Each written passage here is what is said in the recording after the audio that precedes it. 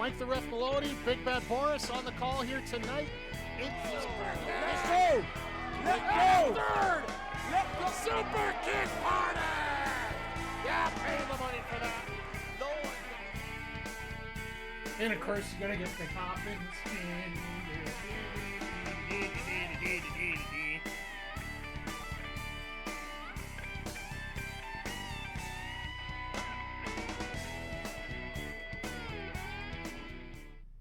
Hey, yo, yo, yo, and away we go. Happy Saturday night, everybody. June 22nd, 2024. Always a pleasure seeing all of you here. Happy summer. Happy Game 7, 48 hours away. Thank you, Wayne. Thank you, Wayne, for all your help. Thank you, thank you, thank you. And thank all of you for stopping by here today. Truly do appreciate it. Been an interesting week, to say the least. Like, I guess the biggest elephant in the room that we got to talk about here is the news that just came down on Thursday about the ratings for today, or for Wednesday, where it ended up that we had about 500,000 people watching Dynamite in the States instead of the usual 700,000 to 800,000, and everybody's talking about the world crashing down. A lot of people underestimate the power of Juneteenth, and the concert with Kendrick Lamar and whatnot, from what I've heard, is a very big contributor to that. Hey, Cameron, how you doing today, sir? Hope the games went well today. Hope you're having a peaceful weekend here. We are, frankly, here we are getting We're getting a little mini heat wave right now compared to what we normally get here, so. Got canceled? Ugh. I don't know whether that's a good or a bad thing here, whether it's rain, whether it's too much sun, whether not enough players showed up. Oh, nice. Heading a little California weather, always appreciated there. Hope you're going to have a lot of fun there. It's always good to be part of a rep team, and always good to have some bigger challenges coming up here, so hope you do really well, my friend. As I'm just waiting for Dynamite or Collision to show up here tonight. Like I was saying, the Wednesday actually got a crap rating for Dynamite, but it really doesn't. I'll be honest, it really doesn't matter. Pitch against AT1. You know what? Everybody is just the same until you get into that box. Once you get into that box, it's just player A against player B. Whoever does the better job at it is going to be the one that gets the biggest amount of success there. So I don't care if it's 8D1 kids. I don't care if it's 8 little leaguers. You go out there and show what you can do.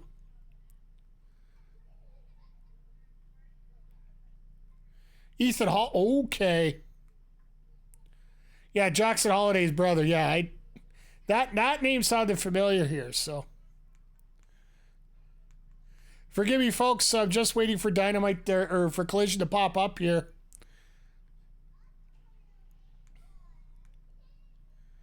Problem is, whenever you're dealing with Mr. Zodiac, how you doing? Why did I give up on... I didn't give up on it, Cameron, just so you know. This month here, work schedule's been a little bit crazy, so just decided if I can't put a good effort into it and I'm going to be dead out sleeping all night, I'd rather do it when I'm 100% so we get a chance to chat and whatnot. I will have an announcement about that coming up soon here, so I'm not giving up on it. We're just taking a hiatus right now for the month.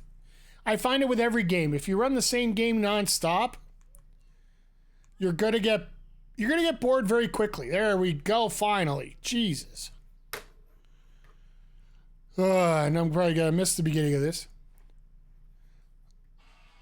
Ah, yes. But once again, everybody, for piling in here, welcome. Good to see you all here. 30th Century Homer first time chat, always appreciated.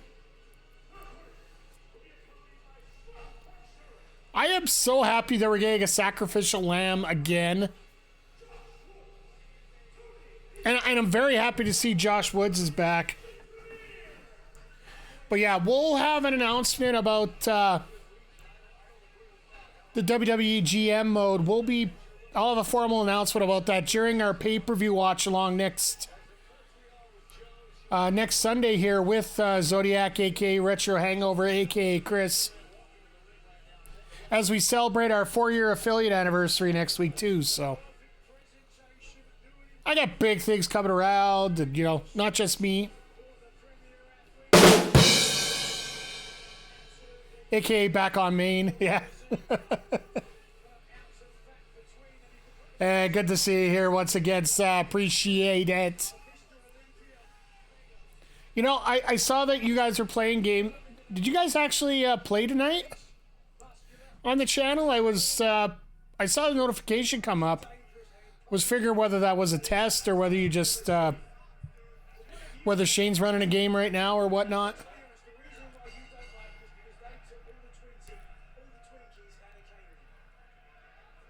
Fiesta season. Yes. My bad. Yeah, it's been a pretty big a fiesta of heat for us here today. Oh, well, thank you. I appreciate you wrapping up for this. No, it's fun having all you guys here. And I want some people's opinions that are a little more close to the action. And I don't like to bring up the bad stuff with the good here all the time, but we are affiliates, so can't. Oh, fair enough. Don't ever apologize for not being able to do something or whatnot. So it's always appreciated when you're here, when everybody's here. But I do have to ask you guys, since you guys are in the States, what do you guys contribute was the main factors of such a downturn in turnout for Dynamite on Wednesday? Do you think that Kendrick Lamar concert actually did something to it? I think it did, to be honest. I know there was only a crossover a half an hour, but when you plan your day around something, you sort of avoid everything else. Jay Quick, good to see you here tonight as well. Always great to see you here.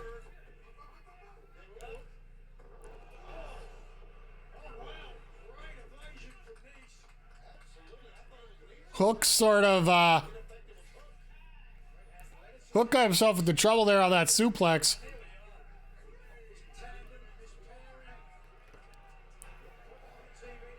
Yeah, we got a good card tonight. But do I think that let me back up to my original thought here. I don't think the one-time Hook, for goodness sake, get a haircut. What are you, Mr. Birds, talking to Don Mattingly or something here, or what? Just a mushroom top, that's all it is.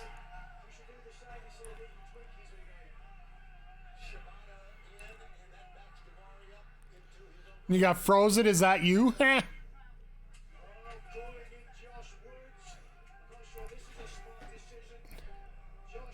yeah, looking over this card tonight, like, Ospreay versus Cage is going to be worth it. We might get the international title as part of the Streets of Cage.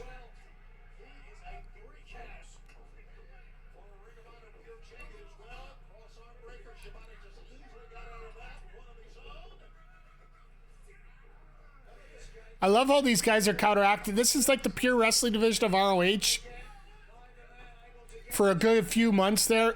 Woods has been out for a while due to injury, but AEW just doesn't have that energy that WWE has at the moment. The potential's there, as the wrestling's fantastic, but the booking and storytelling varies too much to care who wins. A lot of face versus face. AEW needs more heelish heels. Yeah, I could see that. The booking is, like, when Tony Khan says it is for the sickos, it actually makes sense that way. And the fact that you're not going to get a lot of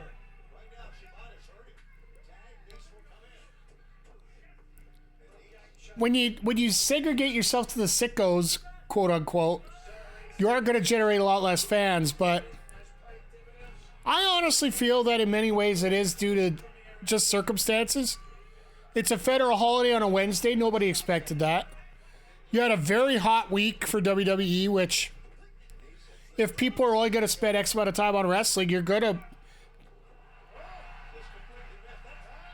Wow! Shibata pulled the Joe spot!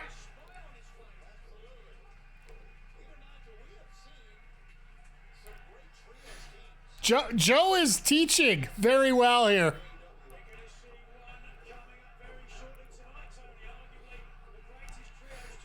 But here's the other thing, Zodiac, I think. When it comes to people being heels, the best heel you got right now is getting cheered by that crowd. In many ways. Like one of the bigger heels here, Samoa Joe. Like, let's face it, Joe can play either one. Heel or face, he's just fine, but...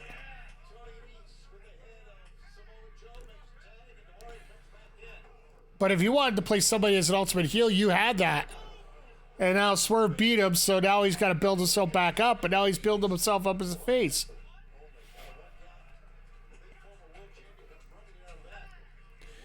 I'm surprised Joe even gave up a 1 count there.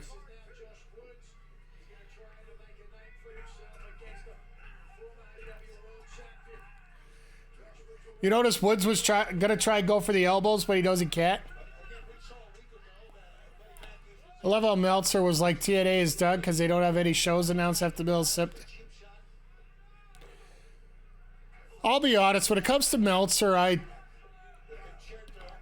do listen to what he says, and he does make some valid points.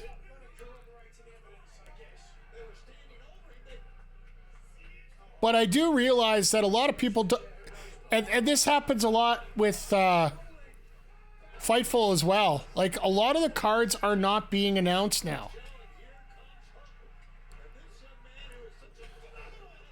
Like, now lately for NXT, Fightful hasn't been getting anything for a lineup. Like, they've been handing out blank pieces of paper for scripts, right? And I'm sure Meltzer's sources are being told to tighten up too a little bit, so... Like, don't get me wrong, I see where most people have their points about what's going on there, but... I feel that you have to take every one of these guys with a little more grains of salt. Even Cornette, you got to work on getting him with a grain of salt as well. He might have some points, but they're really clouded. Swerve could be a great heel, but for whatever reason he tries to play as a face and it kind of hurts his character. He's getting back to it, as you pointed out, but he's better when he was Swerve stapling himself. The thing is, and Swerve's a perfect example of this. Like, his character, it is the Joker. Like, he's totally playing that up. And sometimes when you deal with the Joker, like, even in the Joker movie, there were parts of the movie where you wanted to hope that he was successful. The fact he could cheer him on. Shibata just said, no, thank you, we're done here.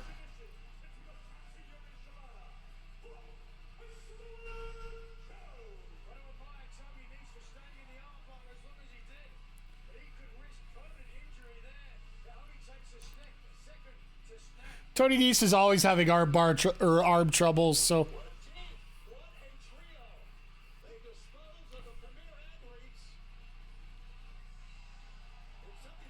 Shibata was like, no, we're done. Yep, I like that. Yeah, Shibata, if he really wants to, he can just say, no, we're done, thank you. Oh, they're at the home of the Phantoms. Nice. They're so just for qualification here, they're in an American Hockey League rink.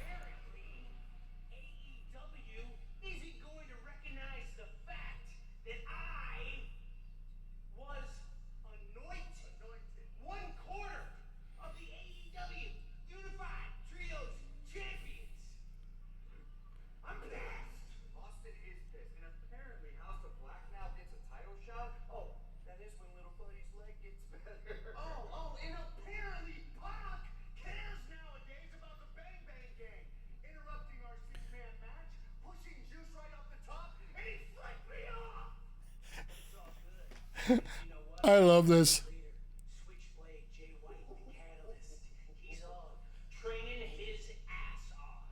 Phoenix versus White next week. Yes, please.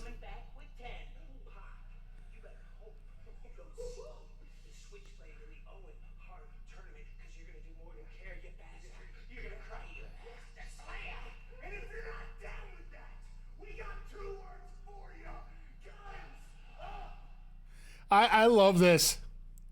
Phoenix, all the belts? Absolutely. Why did they put the piss break match right at the beginning of the show? Why did they put the piss break match at the beginning of the show? Hey guys! Hey guys! I can't wait for you next week to get on here to do that impersonation.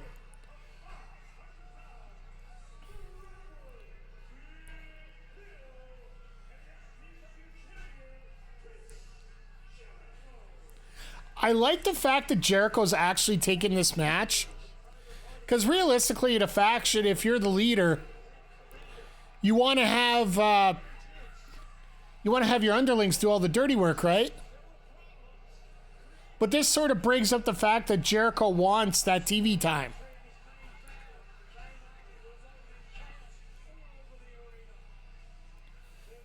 Jericho go wrestle in catering. I will say Bill has been probably the most improved wrestler in this group right now, bar none. It almost felt like he was disappointed at the fact that he had that gimmick with Ricky Starks disappear. You notice he doesn't have the regular security guy tonight, so that he can't do the fancy.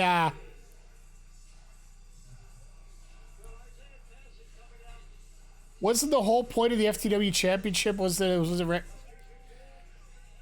it wasn't recognized by ECW, but he actually they actually recognized it here in AEW. I believe Tony Khan said that they were going to do that, so.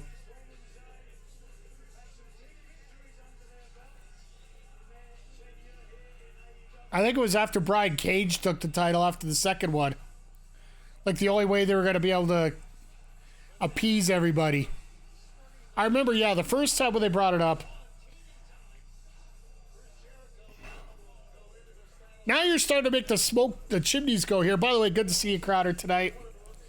It's been a fun opening so far with Samoa Joe, Shibata, and Hook beating the Premier Athletes rather convincingly. Now we're getting our piss break match with Jericho and Big Bill taking on Private Party.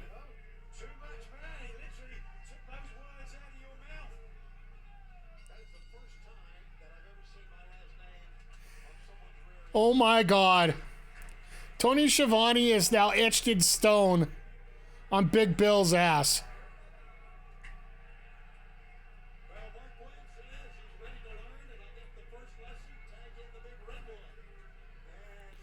Yeah, the first lesson for Jericho is not to do anything at all. Like, to get out of the ring. Let the other guys do the work. But I'd have to think about, yeah, the original premise of the FTW title was that it wasn't recognized, but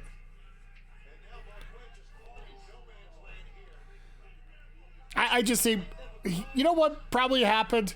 Tony Khan just gets infatuated with belts, so he just, hey, and now your shiny toy we get to play with. And for those that are new here, just let you know my theory on Tony Khan and his pay-per-views. He's a big boxing fan. Oh my goodness. That was no Keith Lee Beal, but it was okay.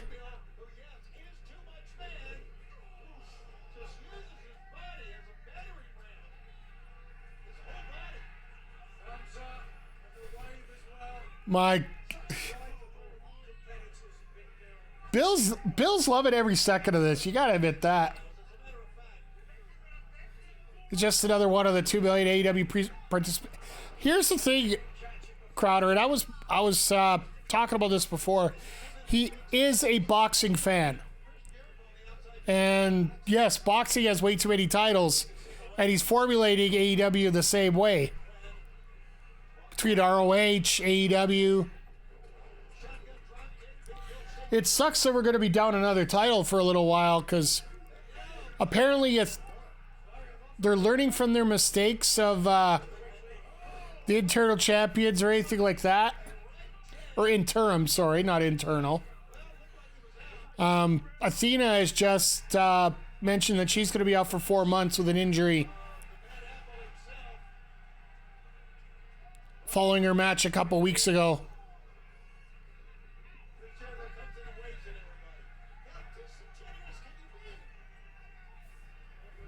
What the hell is that? Sorry, I had to already. He also wants more titles like women's tag titles and possibly intergender.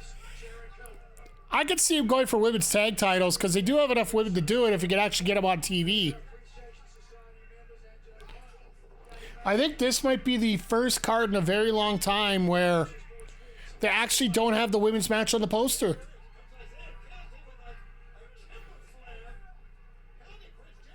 Or whether they don't, I don't even know if they have a women's match tonight, to be perfectly honest.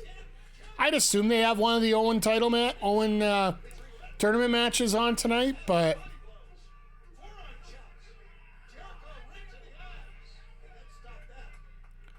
yeah, everything that's been announced tonight is all men's matches.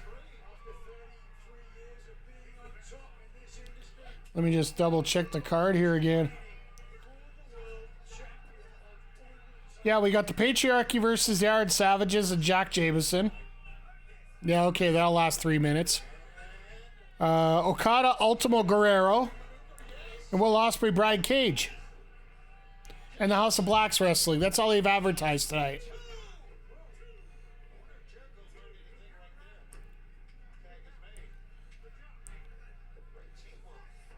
But one thing I am impressed about, yesterday, if you didn't see, following Stephanie Vacker's title defense down in Mexico with a CMLL, Mercedes Mone showed up, and it ended up being a pull-apart brawl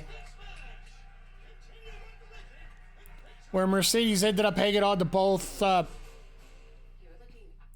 This is picture-in-picture, or it's a tape show tonight, so they have all the commercials included here for us. So, what will be interesting after Slammiversary TNA will be in Cleveland. I want to see that crowd. Here's the thing, and you can punish TNA for all you want for this. I know I rip some promotions for only having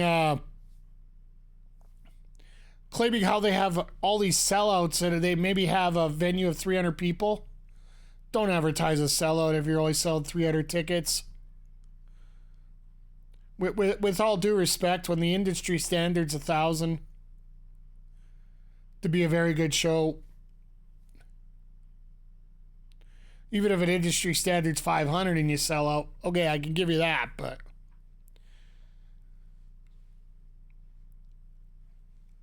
TNA's only looking for X amount of size, and their overhead's a lot lower because they don't have to pay for their camera crews or anything like that, because that's all included with Anthem. So the fact that they run a very low budget show means that they can run these smaller venues and be successful still. I'd like to see what kind of crowd they get, because they deserve a bigger crowd with everybody there.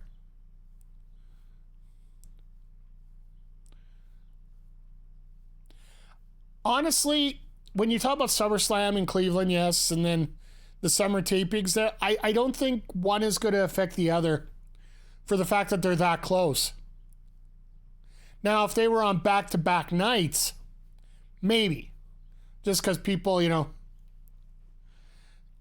people have other things to do with their lives. But I think on opposite weeks, like you got, like I said, a 3-week spread there, I think you're going to be more than fine.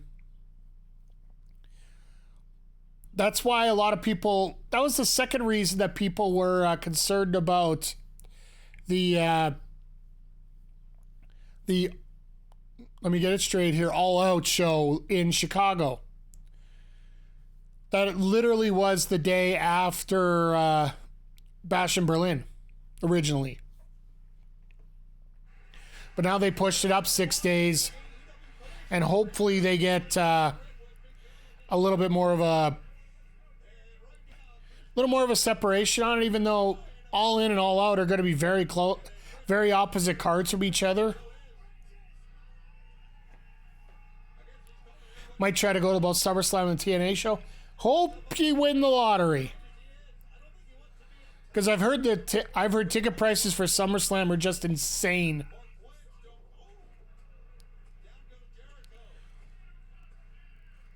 Like, WWE is smart. They're PLEs. If they could get that money for those tickets, they're going to use that. Granted, I wouldn't mind paying a pretty penny to see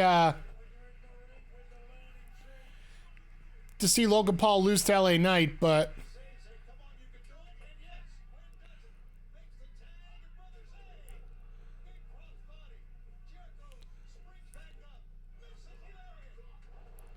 you can even tell this crowd doesn't give two craps about this match right now. But his uncle got free tickets. Oh, it's a start. Nice. McG, if you're the learning tree, you earned this.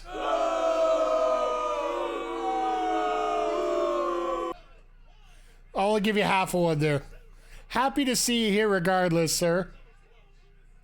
I love it. Not a flippin' chance. It's the first thing I asked when this came out here. And they announced this as a second match tonight. I just turned around and said, what the hell are they doing putting the piss break match 10 minutes into the show?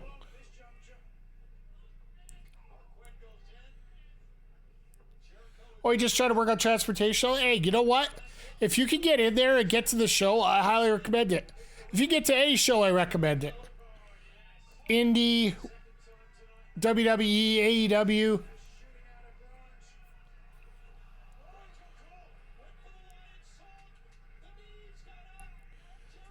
That is very uncomfortable. Just weird. Jericho's always got these spots that are just confusing lately. Need some new merch, yeah. Live wrestling is so good. It is. There's nothing like it.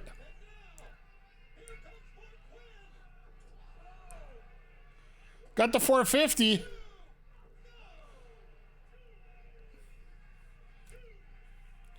Yeah, no, there's a feeling when you just get that energy in the building and there's a good card going on. As long as you have a good, decent crowd there that's not misogynistic, racist, or anything else like that. I've dealt with those before. Oh, God.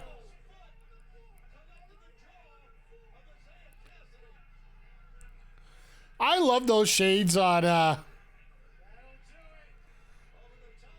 Brian Keith there. Uh-oh.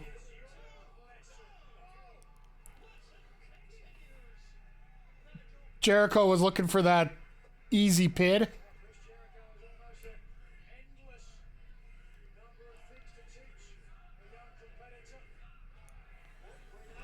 Only thing we have to fight is a Guardians game and that Martin Lawrence concert. All three events are going on at the same time. That's SummerSlam weekend?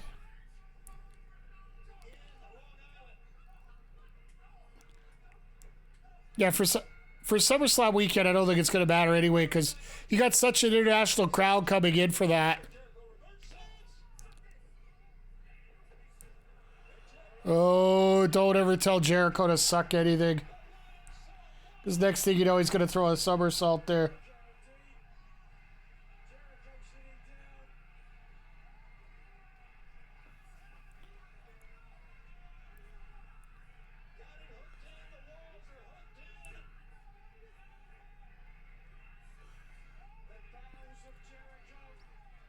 But yeah, when it comes to the major, well, at least the major 3 pay-per-views, when you're dealing with the Royal Rumble, whether you're dealing with WrestleMania or dealing with SummerSlam, you're never going to have to worry about crowds just because no matter what event's going on, maybe a Taylor Swift concert, but they probably would use the same venue. But I think only a Taylor Swift concert or something to that effect would actually hurt the sales of a major PLE like those. Jesus.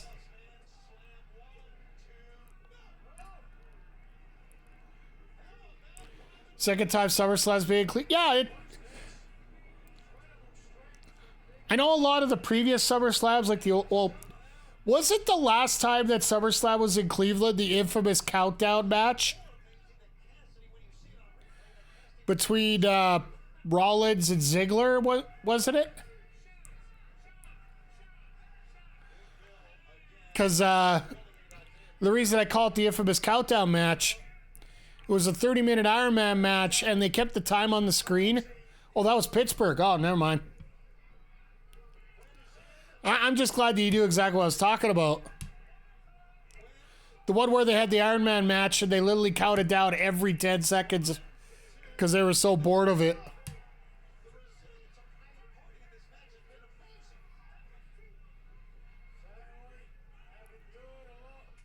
Okay, we're talking old school here. 97, 98.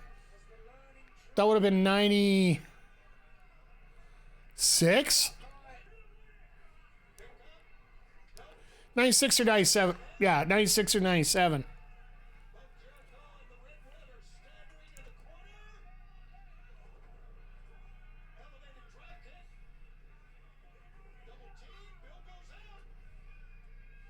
But Jericho's a legal man, you yuts.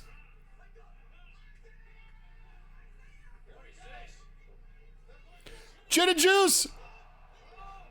A gin and cold breaker.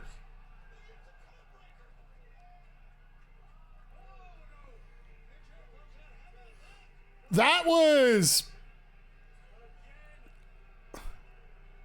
Yeah, nobody likes Redsburg anyway, so...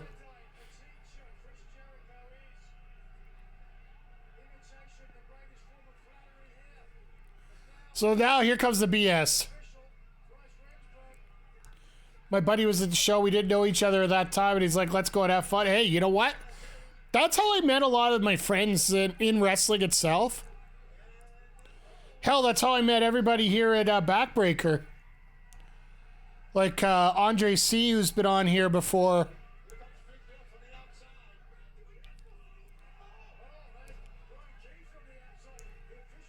Oh, the good old Ducks.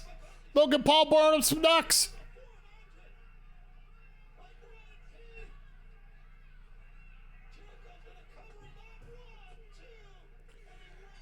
And of course, the Brass Knucks, they're back. Board him off his buddy Logan Paul here. And I love the guy in the crowd that's trying to explain to the referee. Knowing Cleveland fans, CM Punk will be cheer. Yeah, well, nobody's perfect.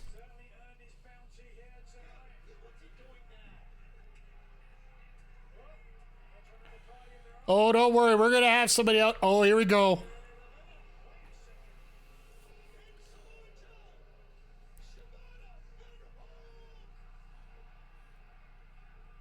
So the question is, Punk still hurt? I believe he is. If he isn't hurt after the thud he took dropping off McIntyre's shoulders on Monday, that just made me smile a little bit more watching that clip.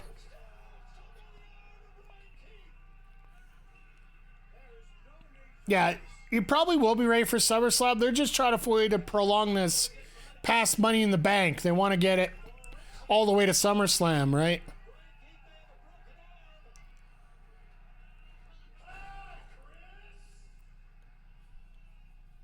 I love Joe.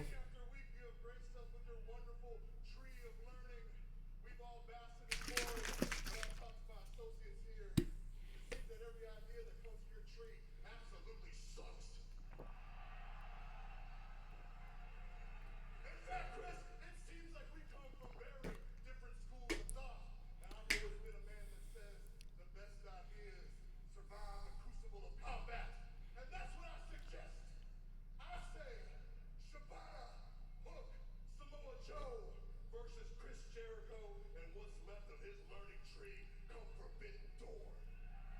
Okay. Samoa Joe looking to chop down the learning tree. So Keith is going to be injured, and so is Big Bill. So it looks like Jericho's probably going to have to bring in Suzuki and somebody else.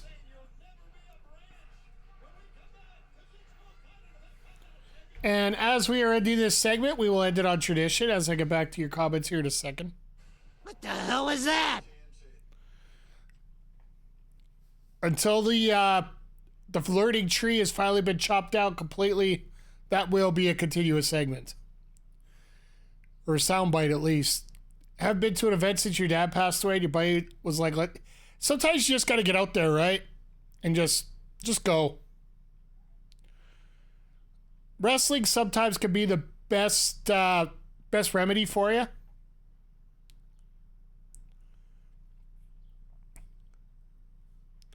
And yeah, Forbidden Door, we finally got that 6-man tag announced where Hook, Joe and Shibata versus the Learning Tree.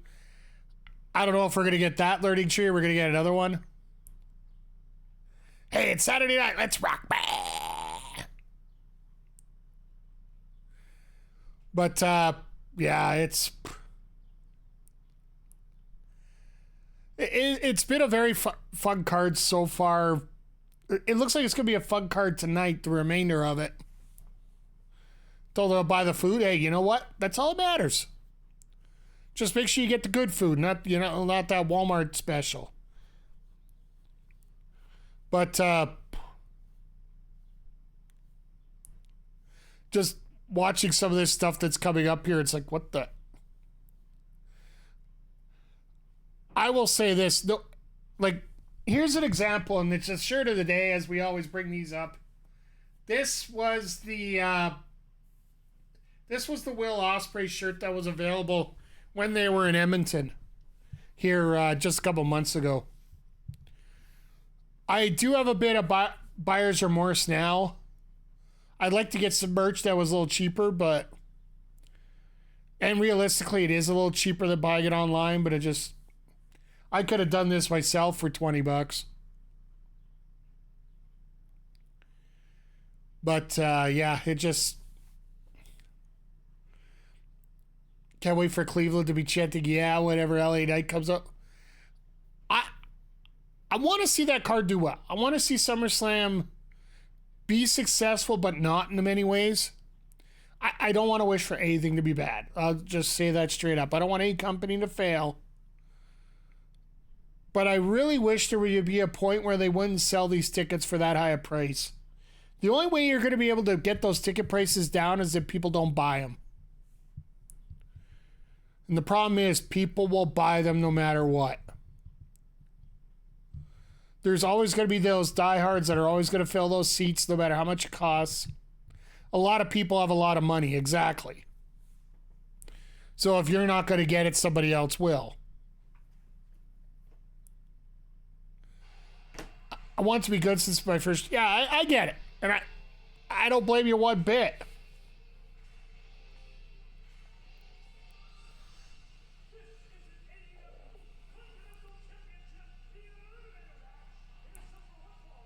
All right, chat, I got to ask you here. Who had it on their bingo card for 2024?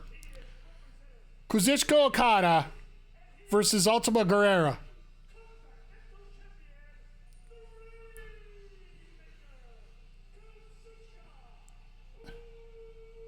That pop if Roman comes out SummerSlam, yeah. Would they do it then or would they do it the Raw after? Because that's the one thing when it comes to WWE right now is the fact that their timing seems to be a little different compared to what everybody else is, right? Every other week we're getting a new Bloodline member every SmackDown apparently. Or a SmackDown after a PLE, right? Because you saw Jacob Fatu be announced. Or came out yesterday in the final segment, so. Every rumor has it Roman versus Solo at Slam. Maybe. Money in the Bank still has lots of tickets left, and the single day 300 sections going for 300 plus non-resale.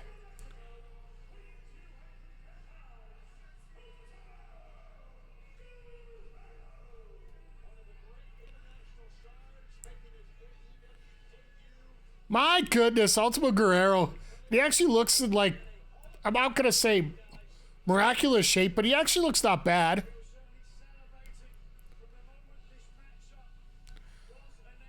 Now, the rumors that I'm hearing for Money in the Bank is 3 members of the Bloodline versus Kevin Orton and Cody, right? So that's when you do your Roman return. That's when you set up Solo versus Roman. You could also set up Orton versus Cody at SummerSlam as well. You could set that up through that match as well.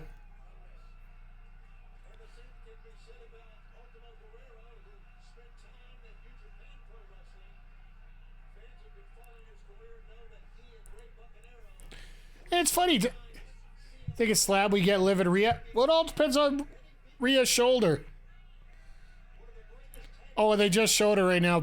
Bleacher Report does get Forbidden Door.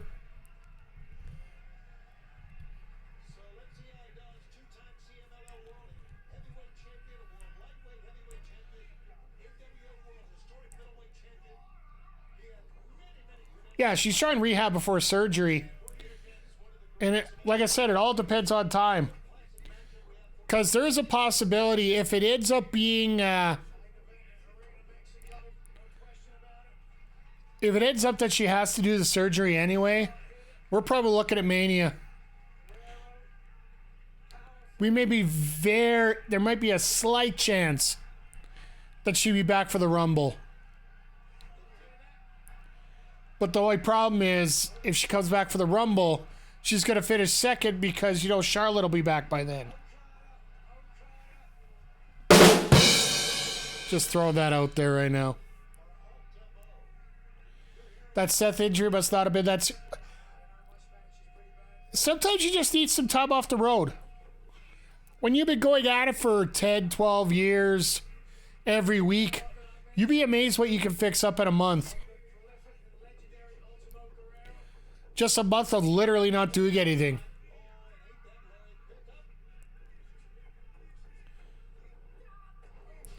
Say, liking the surprise wins going to the mic. Yeah, I popped at the Chelsea Green tweet that I saw there when she got it there.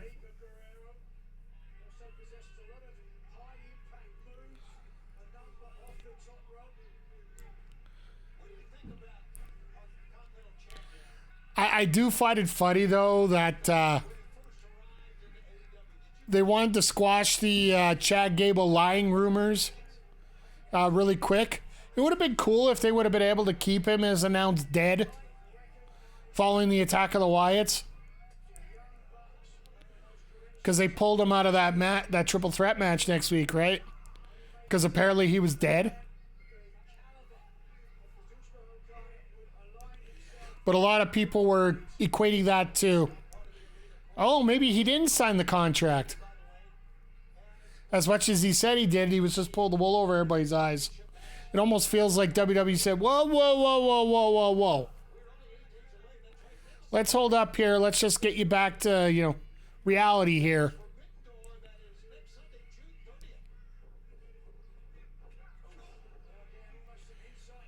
I will say it's another missed opportunity. Want to go to the TNA show in Cleveland just to see Joe Hendry? Hey.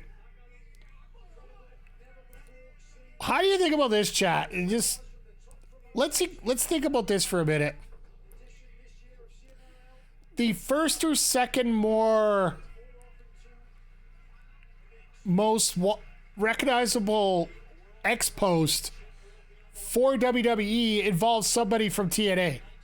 Think about that for a second. Just think about that.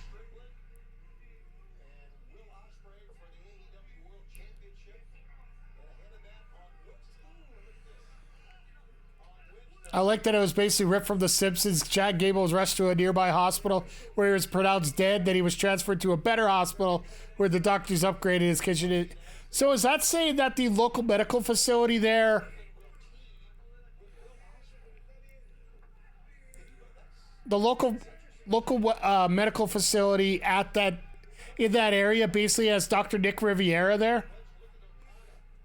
I don't know. Maybe that makes sense. I don't know. Read they did a fantasy scene with the Wyatt Six. It was a bit of a horror scene from a horror movie. I did like it. I liked what they did. It's not my thing, but at the same time, I really love the production. I love the story that they did. Hi, everybody. And Zodiac, you were asking about Joe Hendry here, what the big deal is. One, he is a charisma machine. He just simply is. I've been watching him since the days of, like his theme song instantly catches you on, and that's sort of a Def Rebel curse. But the fact that he has his own band, it's also gotten him over a little bit. His wrestling ability, he has been able to keep up with the Kurt Angle.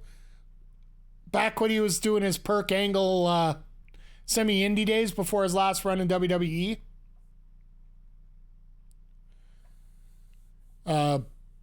Like I said, his early matches at WCPW were actually, I found really outstanding, both as a heel and as a face.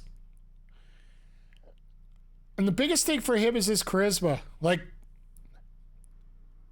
he doesn't need the fancy catchphrases. He doesn't need the, a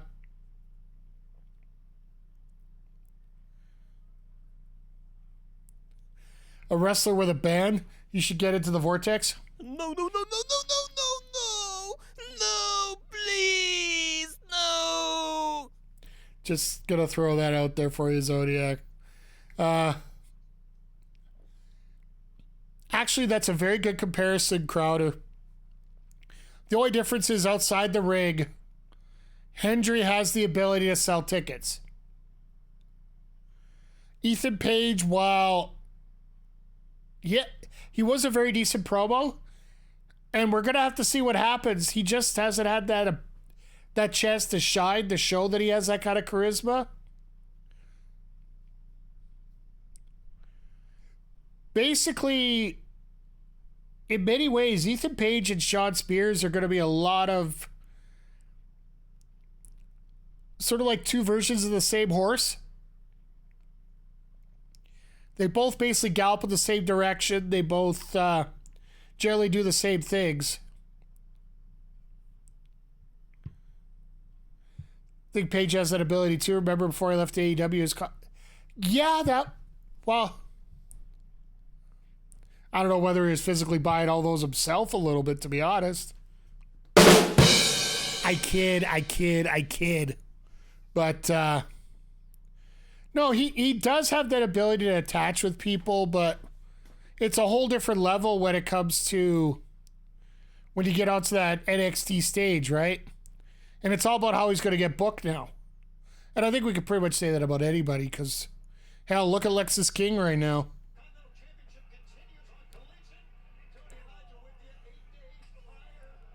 Because let's face it, Lexus, while he's had a few moments, absolute garbage for the most part. He needs to appeal to WWE NXT fans. They're already turning on him. Yeah, like.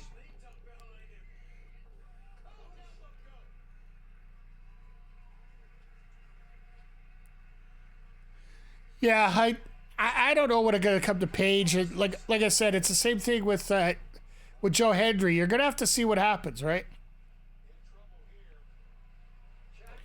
Heard Ethan Page, Scorpio Sky, Josh Alexander bought all the Ethan Page figures. All right, I'll give you the double because you followed up on my joke, so that works there. I love that we're getting these cards put together here for next week. But no, when it comes to Hendry, he's riding the tide right now. My hot take is King is the wrestling version of Kevin Biggio. If it wasn't for their last names, they'd both be living in Taiwan right now. Yeah, I have no doubt in that. I have no doubt agreed with you on both of those.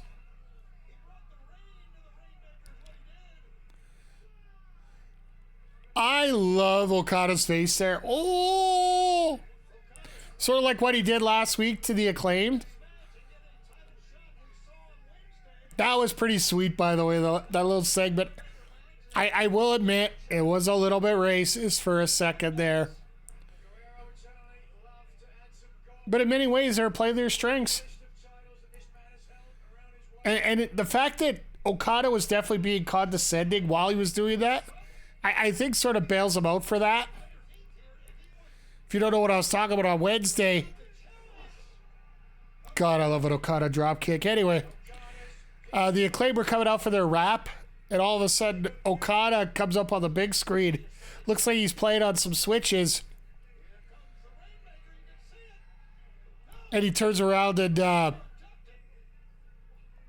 well, he was just hitting random buttons, apparently, is what he was saying there. And then he turns around, oh, me so sorry, bitches. And then just go back to whatever he's doing.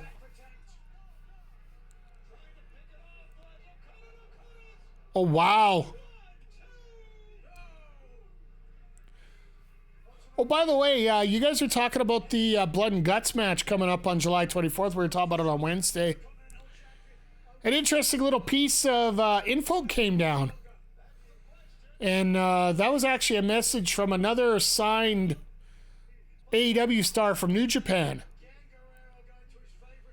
Because somebody came up and asked Kota Ibushi actually what was going on with him. Why we haven't seen him around and whatnot. And he claimed that he was still healing up. And he said he wants to come back. And as that was happening,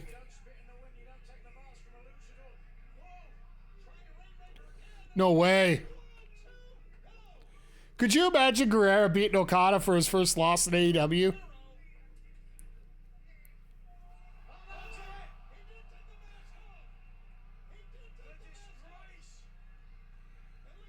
Oh, this is over.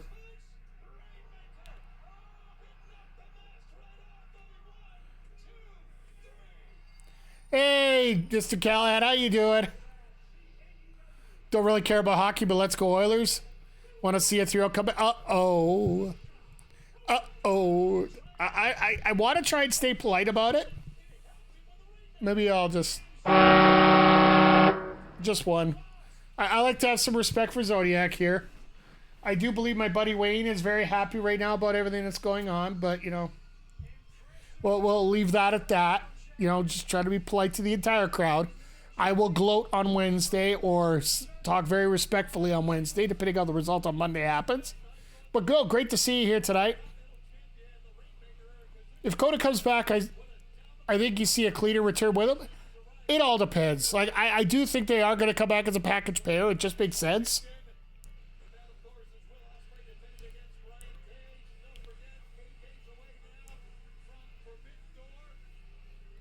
If they win it there, yeah. So yesterday on Rampage, Lio Rush got added to that ladder match. And apparently Lio Rush is signed for the... I have to congratulate you on qualifying for the ladder match at Forbidden Door for the TNT Championship. Now, I know you guys asked for this time, so what's on your mind? You know, the last time that I was in a ladder match, I broke my leg. A broken fibula and a dislocated ankle. And it took a lot of hard work for me to be right back here to where I am today. I had to relearn how to walk, relearn how to run, relearn how to jump, and I had to relearn how to be inhuman. And now, I'm going back into that environment, and a lot of people are saying that it's Get back to your comments in 1 second here. a little bit of crazy for me to become your new TNT champion. So boys, at Forbidden Door, we're gonna have some gold to celebrate with. Thank you, Lexi. Yep, thanks, guys. Yo, fellas, I actually want to talk to you about last week. Uh-oh. Before we get into anything about last week, just want to congratulate you on the big Rampage win you got. I appreciate that.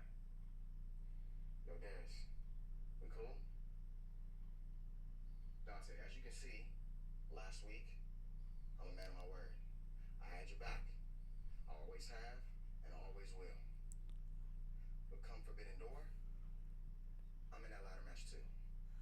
All right, so we're just doing the generic promo here, but let's get if they win, they've earned it. It's been a while. It's a complete crapshoot what's going to happen on Monday, but it's going to be fun to watch regardless. By the way, no stream on Monday, just so we're clear. And we get the Patriarchy up next, so this should be fun.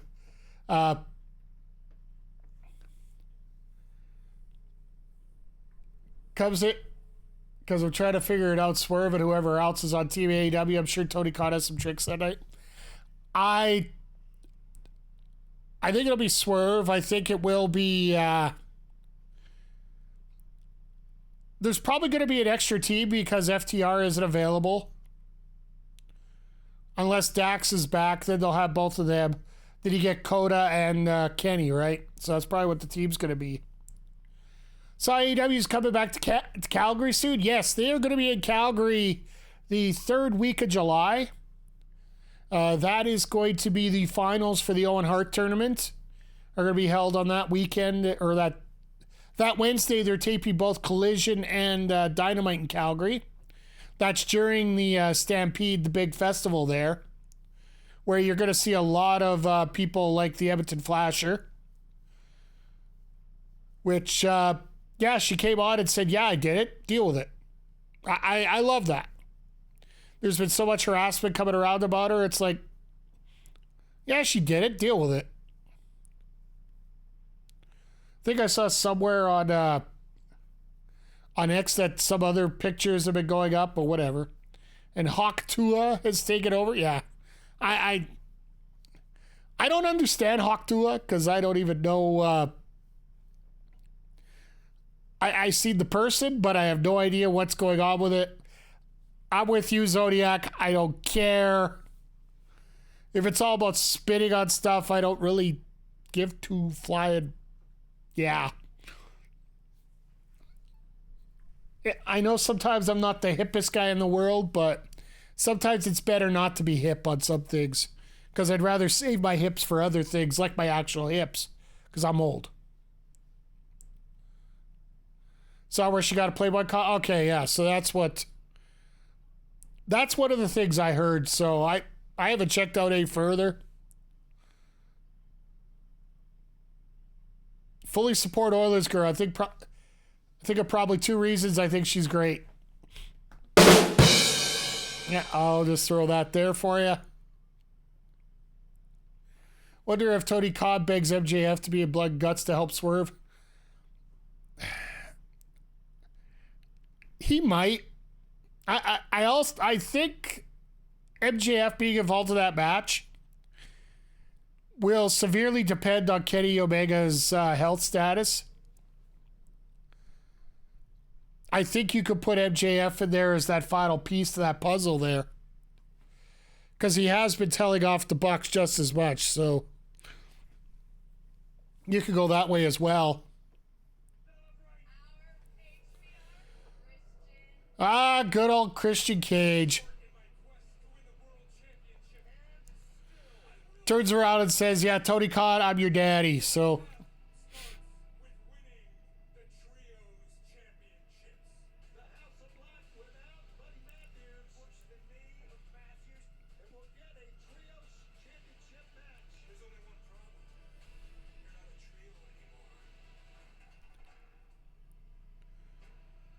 yes, apparently that's all been staged, but Buddy's also taking some time off.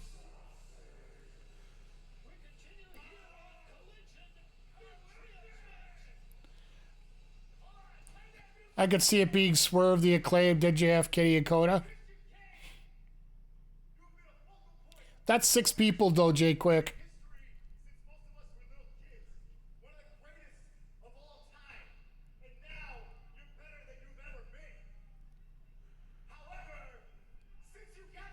Math is bad.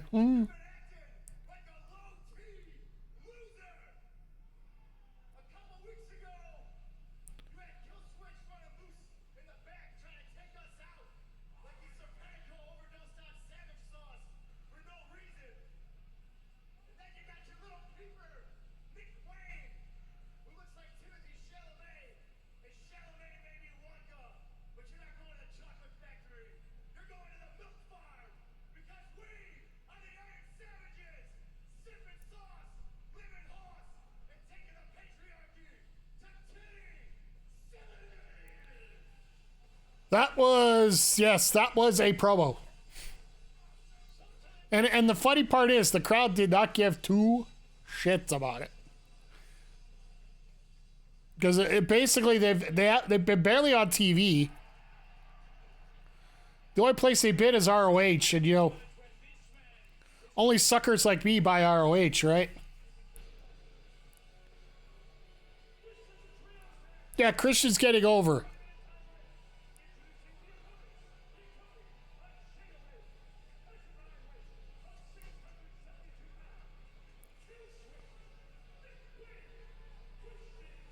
Did they actually say Shayna Wayne? It's supposed to be Mother Wayne. By the way, Mother Wayne has her own t-shirt apparently. So, I know some of you sickos are all over that, so go ahead and go take a look at shopaew.com.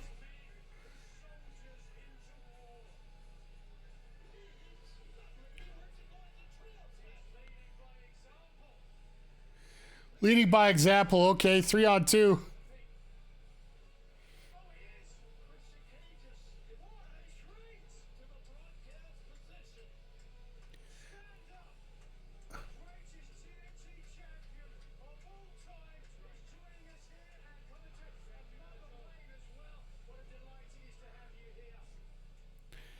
Oh God, Nigel.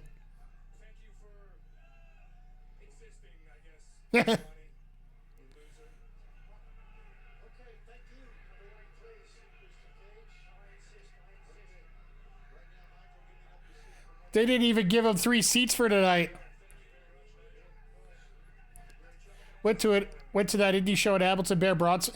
Yeah, you're gonna see a lot of these ROH guys being a part of a lot of indie shows.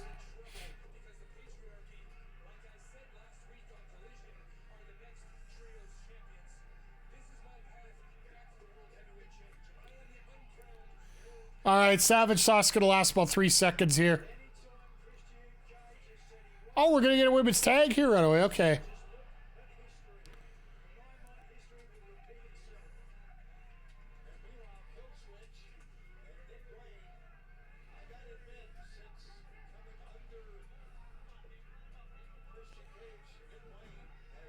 Okay, Orange Cassidy Jr.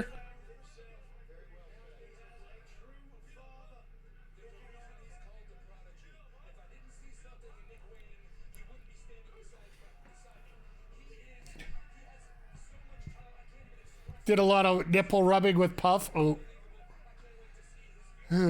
Thank you for haunting my nightmares for the next few weeks. If you guys haven't seen Puff yet, well, Puff is a very similar stature. Let's put it that way. To Bear Bronson on the tag partner that's on the outside.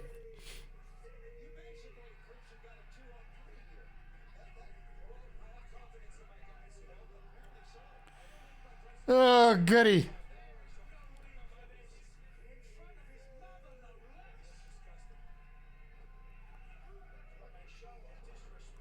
He's actually a lot bigger now, yeah. Well, he's another one of those that didn't do a lot of work during COVID, so. And honestly, when you're that big, it takes a lot longer to get back into it. Not ever going to say anybody's out of shape. Because I'm the last person to say that about somebody when I'm probably the epitome of out of shape.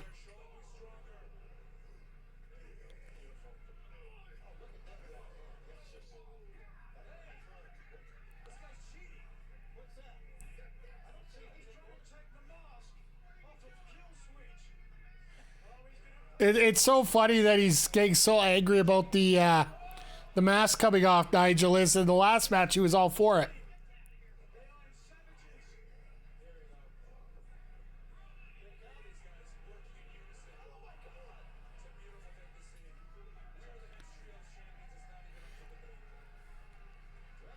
I think there's a lot of... Assuming if the Blood and Guts is 5-on-5... I think if they announce Swerve early for that team, you will get Hangman as the 5th man. It just makes too much sense and too many stories, right?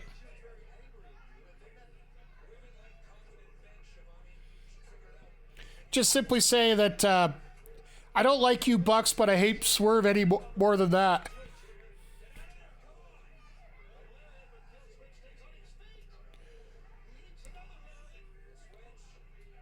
So here's the other question for you guys.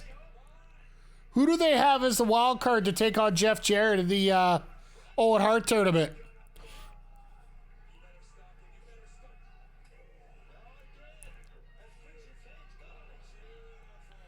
Ospreay? Brett. Brett versus Jarrett would actually be pretty funny. I don't know if you saw the Joe.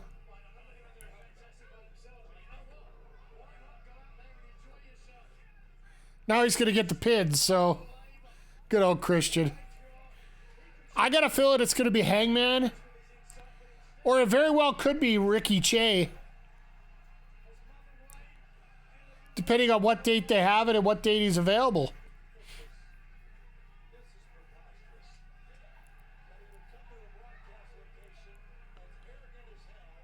Ricky Starks? No. Yeah, maybe. I think Ricky Che might be would give a huge pop of it depending where it is.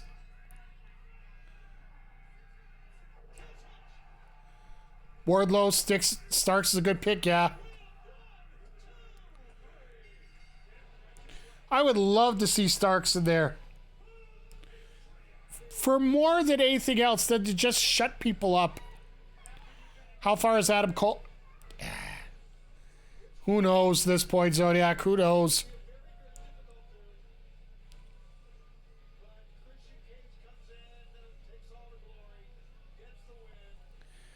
I don't think you get Christian versus Jarrett. That's the thing.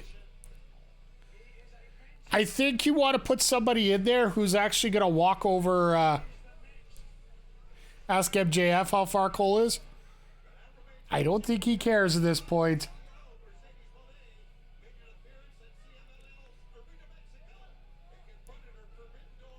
Oh, they're going to show the footage from last night. Cool.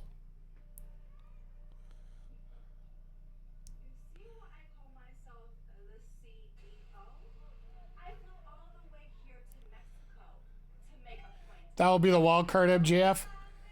Maybe.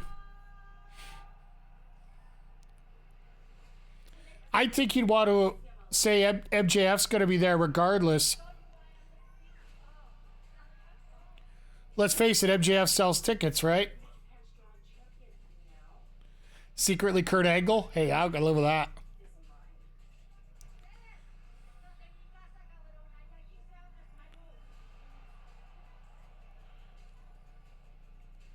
And here's that pull apart I was talking about.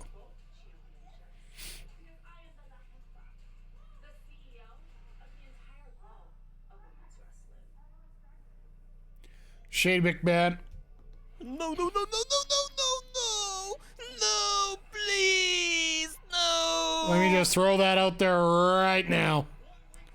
There has been rumors that it's funny. Conrad Thompson turns around and says, "Oh, I heard Shane O'Mac was talking to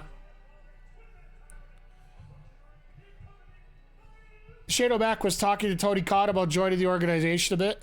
Tony Khan turned around and said point blank, "I've never talked to Shane McMahon in my life." That's another one of those rebel rousers, right?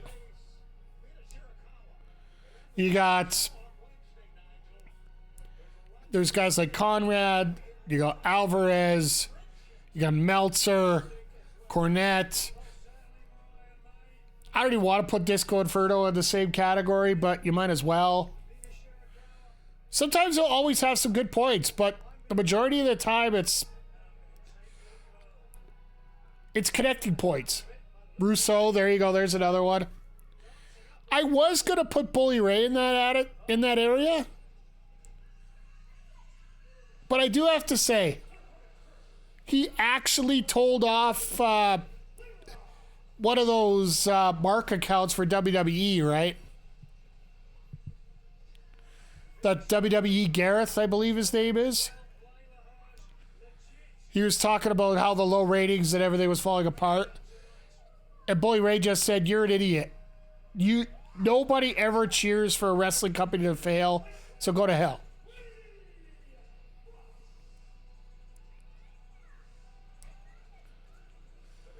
So give you Bully a break for just today. Hey, my opinion, everybody has some points.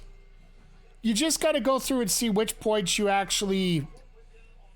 It's like dealing with movie reviews, game reviews. Some people might love some games. Some people might hate them. You got to find the critic that you most settle with.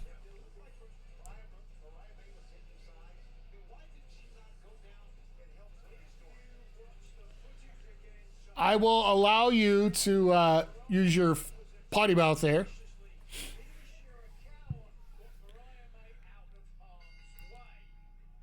Conrad's a kiss ass. Yeah, absolutely he is. Anybody that'll get him money. He's a carny. There's a term we use for that. It's carny. All promoters are carnies. A lot of content creators are carnies. Hey, there's a lot of things I do that are carnies, right? Very carny-rific tactics. Like whenever I push, you know, if you guys are interested in what you're seeing here, make sure you hit the subscribe button. Helps out. Helps out with a lot of the new stuff I bought. Like Impulse Buy, I bought another. I bought one of the new Elgato Stream Deck buttons again. The stupid button thing here. Just because I needed one more, so now I have 3 for my setup. Just some examples. We all carnies, absolutely. But yeah, it is good to see Lady Frost and Layla Hirsch actually I believe she suffered an injury. And she was posting some video about her training. And Lady Frost has just been putting out great stuff. Like her post, she put a last post, but last time she was on Dynamite, she put a post out there about how she worked hard, she just couldn't get the victory there. And it actually went a little bit viral. So if you're going to make a spot for yourself, Tony Khan's going to find a spot for you. The thing with Conrad is look who his father... Well, yes and no. You cannot be defined by your family. Unless you're the bloodline. And then you're screwed either way. Because I'm definitely not the same way as my father.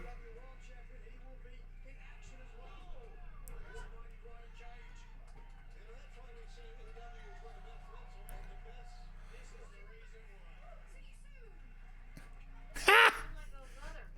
Tony throwing it to commercial. I gotta love it. Layla's put in work a few years back. Back when she was with the NWA, and she was doing a lot of great work there. To be perfectly honest, there's one person I'm really surprised hasn't showed up anywhere. And that's the former NWA champion, Camille. She hasn't been working at, she hasn't been working the Fed, she hasn't been working ROH, she hasn't been working anywhere, literally. And I'm really surprised about that. But just a couple days ago at a Fan Fest, Bischoff's an AEW hater, kind of. Well, until Tony Khan comes with a paycheck and says, here, you want to work for a week? Then he'll love AEW. But he's been on it twice. If he was on it once and then just spewed all his crap, I would respect what he has to say about stuff. I think he's a little more upset that coming up this February, AEW is going to surpass WCW in number of episodes. So, we're only, 8 months away from that? And I don't think they're going anywhere, to be honest. But some, I don't want to say sad news, but some news away from, I'll get back to that in a sec, McG. Not necessarily sad news, but sort of happy news for the person in particular. A lot of people were asking if the bunny was ever going to show up anywhere. She recently did a Comic-Con trade show where she did announce that she's actually stepping away from the ring for a while. She's actually figure skating now. She's doing some figure skating work. She's doing some movie roles. And she's got a project coming up this Halloween. She's into a lot of things Halloween and spooky and all that stuff. So wish her nothing but best. I hope her body needs time to heal too, right? Because it's been 12 years straight on the road working indies for the most part. So good on her. And she did talk about possibly going back to the TNA roster because she is somewhat available still there. Technically, in storyline, she's put into the... I think she was put into the underworld, so... Her best friend's Rosemary, so the Halloween stuff works exactly. So, happy to hear that, you know, it's not out of her choice, it's not because she doesn't want to work. She just doesn't want to work right now. So, I'm just happy, you know, I'm happy when somebody's happy. And I'm happy that you're all here with me here tonight because we're having a lot of fun chatting. And Tony's going full bore right now. Watching Who Killed WCW ad, Bischoff is, well, a prick. Yeah, well, water's wet. I don't watch those documentaries for a lot of it just because I don't have enough salt to keep track of all of them.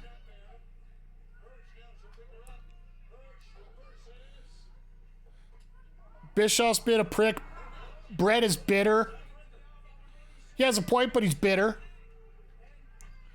Goldberg is just bitter that Brett won't...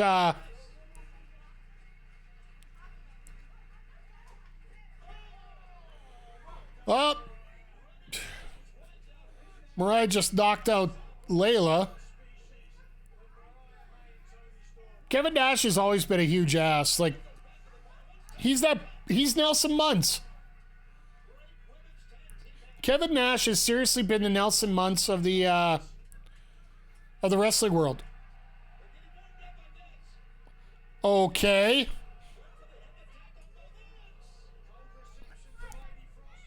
How do I apply to be a tag team partner of Mariah and Toni in that case?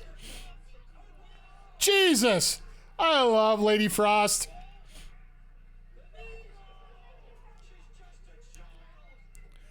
She's just a child. Please save her.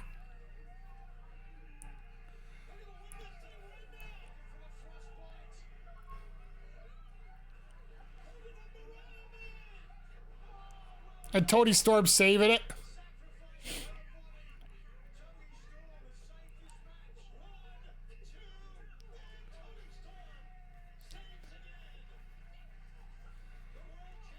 Bischoff's always been. Kevin Nash is a huge ass as well, like big time. Goldberg is just Goldberg. Yep. He's big into muscle cars now, and I heard that, you know, that's... If you're into muscle cars, he loves you.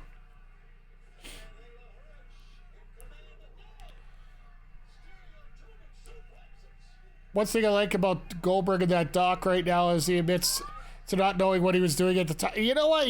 He's never been afraid to say that.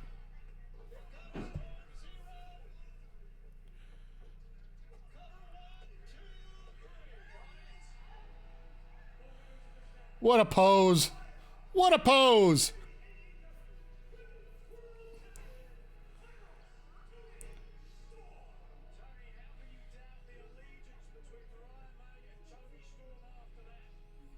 And the makeout scene we're going to get now.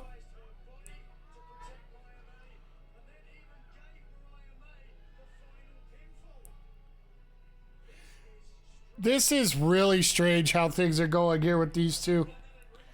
But I'm totally with what we were discussing earlier. Mariah ends up ditching Toni after winning the Owen.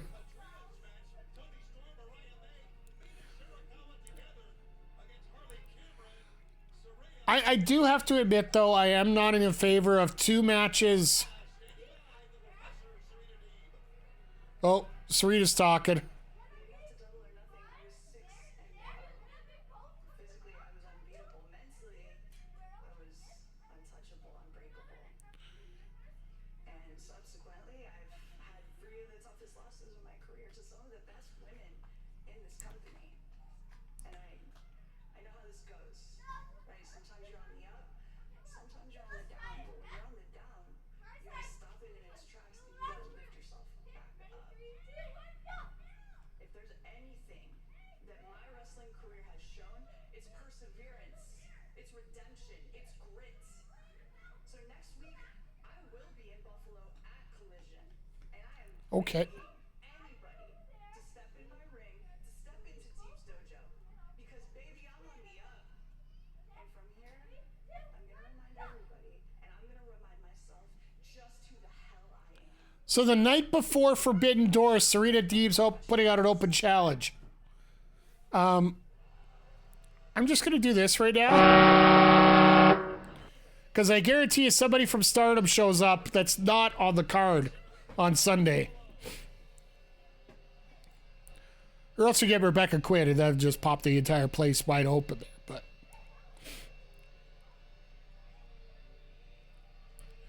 Goldberg believed his own hype. Yeah, like, you know, sometimes in life you need to believe in yourself more than anybody else believes in you, right? And the gimmick they gave it was absolutely perfect. Let's not even kid ourselves. The gimmick that he received, the unstoppable machine that just goes in there and rolls everybody in 10 seconds, it absolutely ends up being perfect for him. And why wouldn't you believe it if they're giving you the run that they are? He ended up beating Hogan in front of 60,000 people in the Georgia Dome on a Nitro. Think about that. They got 60,000 people for a Monday night taping with 5 days notice. Like, that's Texas football levels of excitement there. If you're responsible for bringing in that group as part of you're the main event for that, I would believe my own hype too. Because that would be a bit of an ego filler there.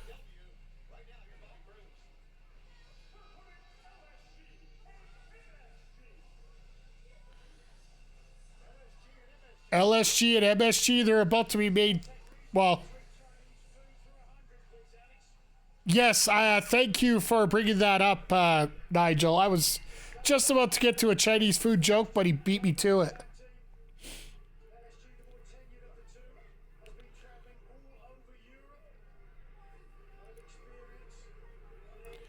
This realistically should last about 10 minutes, but it probably will last a little longer.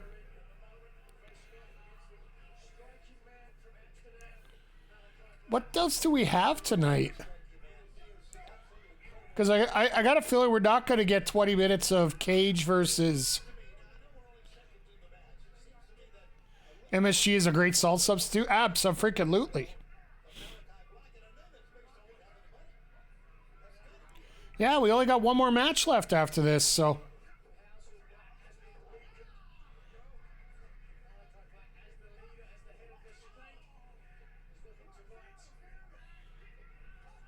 Don't give a mic to Jericho. Best advice you can give all day here. And yeah, MSG is a great salt substitute. I'm sorry, I owe you one.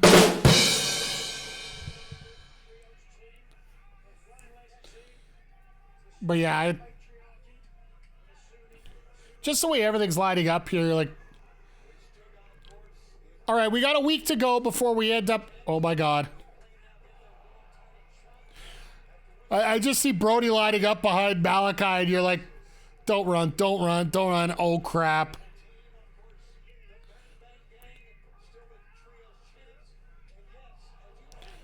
So, I have to ask you guys, from a scale to 1 to 10, how excited are you guys for next week and Forbidden Door next Sunday?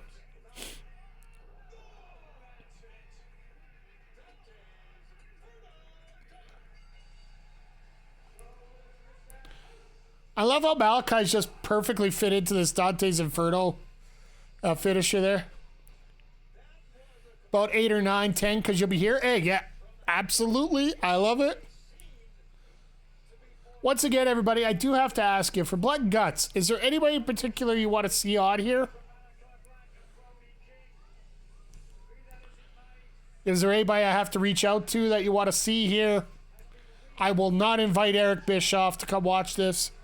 I'd love to see Jim Cornette show up to this, but, you know.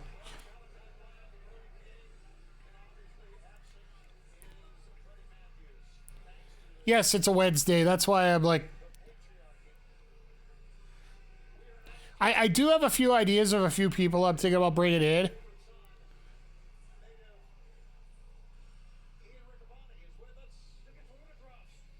Invite JBL. Ha!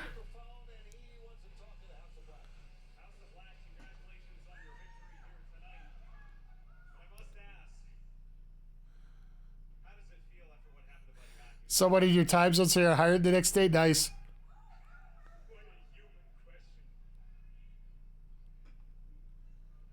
Revenge is never a straight line. We feel nothing. We feel nothing. A human question. So the reason Riccabotti's out here, I do believe that they have their regular interviews off this week. She was showing off, I believe she was showing off bikini pics from like San Diego or somewhere, whatever. And also, this is his hometown of Allentown, Pennsylvania. So that's why they're there. So maybe the House of Black should beat the Bucks. We're probably going to get, I'm guessing they're going to get Pac to go in there against the Guns. When they say revenge has got many turds, having Pac will be a pretty big turd for that, right? But yeah, I got a few ideas. I'll reach out to a few people here. We'll see. We'll get somebody on here for that. Think Coda and Kenny beat the Bucks? Very might possibly happen. Because we're not going to get the Winnipeg Jets anymore. Because Jericho's got his own way. They were supposed to win the titles, apparently, so.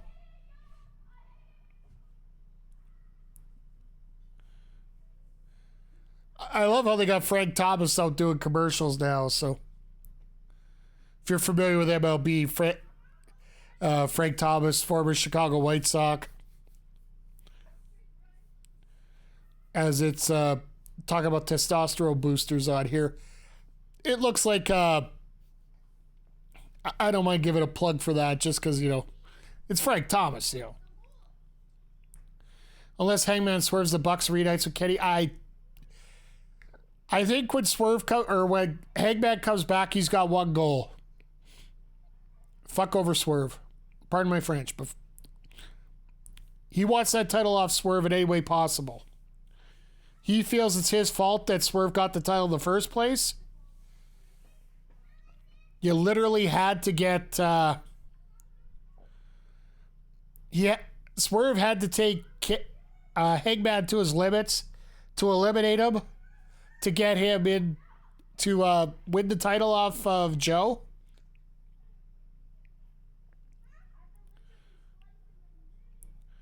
But yeah, that's exactly it. And that's why I said Hangman makes the most sense. So kudos to you on that one there. I don't think you'll see that tag team of Kenny and Hangman again. I think that Hangman Kenny story was more so to set up Hangman for the level so where he could win the world title.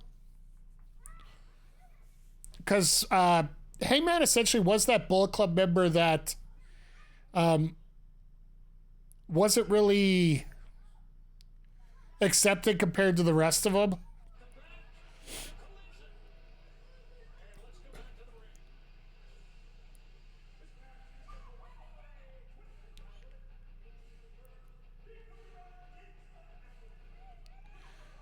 I love how one of the Gates of Agony is dressed to wrestle, and the other one isn't just like, nah, no.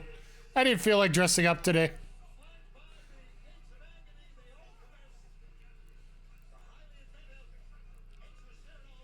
Think the only friend Kenny's got is Coda. You know, he's got Michael Nakazawa. You see him on every Twitch stream as he goes on here. Which, by the way, Kenny usually streams Fridays if you guys are looking for someone. So, Collision goes Memphis, tape for Calgary, and then 5 weeks in a row in Texas. It's gonna be interesting to see how those Texas shows look.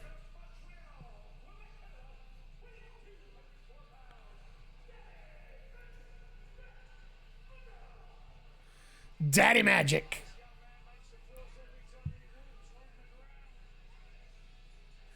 He doesn't have Daniel Garcia behind him, so there's your tag champs, Omega Nakazawa. I don't think so. Yeah, between Calgary and Wembley. The week before Wembley, they're actually in Cardiff. They announced that right before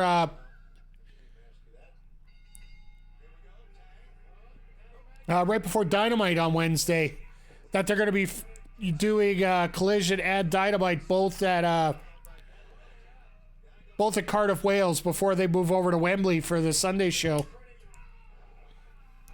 Which obviously both of those will be taped here in North America, or else we ain't going to be able to watch them live. All right, that sucked. That was a little malfunction there. Looked like Magic was going for a back body drop, and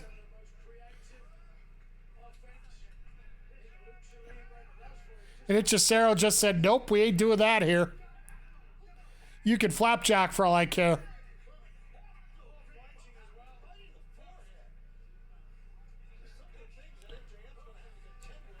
There was no magic in that move. There's magic everywhere.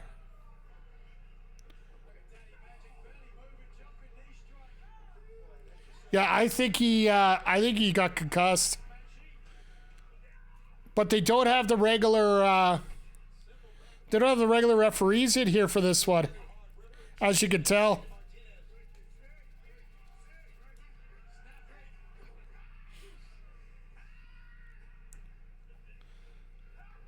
Sorry about that, chat. Do you think Swerve's? I don't think he's thinking that far ahead. Once we'll figure a lot more things out once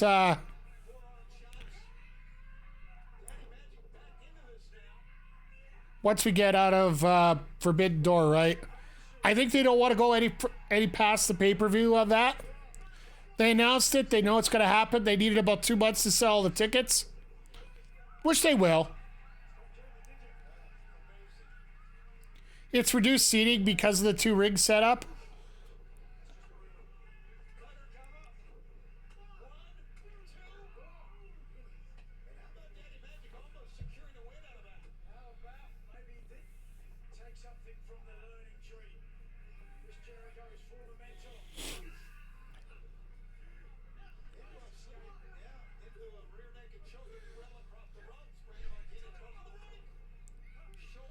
We know MJF will get pay-per-view.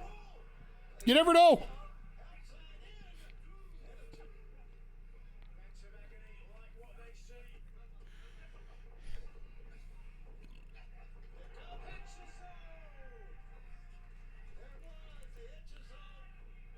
Yeah, except it looked like crap.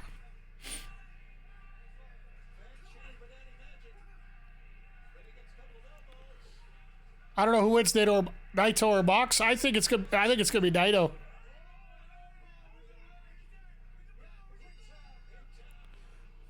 Couldn't even hook on his finisher properly.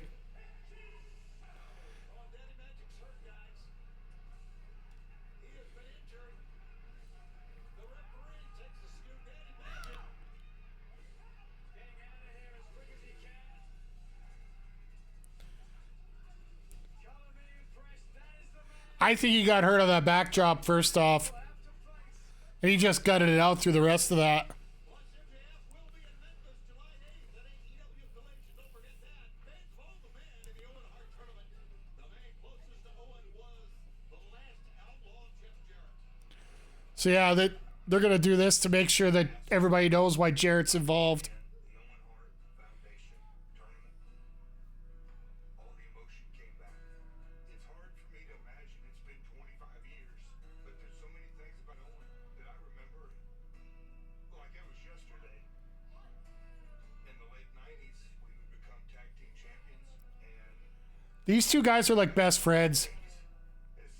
his favorite days of my career. And his passing in May 1999, May 23rd. On that Monday, the following day, I made a promise to myself that I would be able to look over Genefina in their eyes when it really meant something.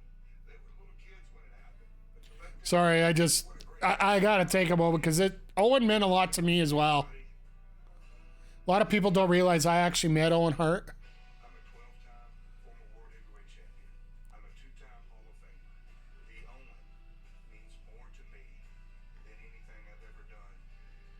You know, earlier this year, Toby Keith passed away, another good buddy of mine, and he had that song. Ain't as good as I once was, but I'm good once as I ever was. To get the opportunity to win 3 matches and stand in the middle of the ring in Owen's hometown of Calgary, I'm absolutely going to do it. This coming Wednesday on Oh, damn. TBS, a quarterfinal match in the I think Perry wins the TNT title, even though I'd love to see Briscoe to be 2-belt Briscoe. Yeah. Zodiac, they were very close. Here's another fact a lot of people don't know about Jeff Jarrett. And you want to talk about WWE producing trauma? I'll give you trauma here. Not only were they tag partners, they were friends outside the ring, big time. But you want to talk about the ultimate set of drama here? After Owen fell to his death in that incident in Kansas City, rather than calling the show off, they could decide to continue the show. That was a Vince McMahon call because he thought there'd be too much headache with the pay-per-view sponsors and having to run it back or whatever. And yeah, you know what, complete garbage. Guess who the next wrestler was to come through the curtain after that happened? Jeff Jarrett and Deborah.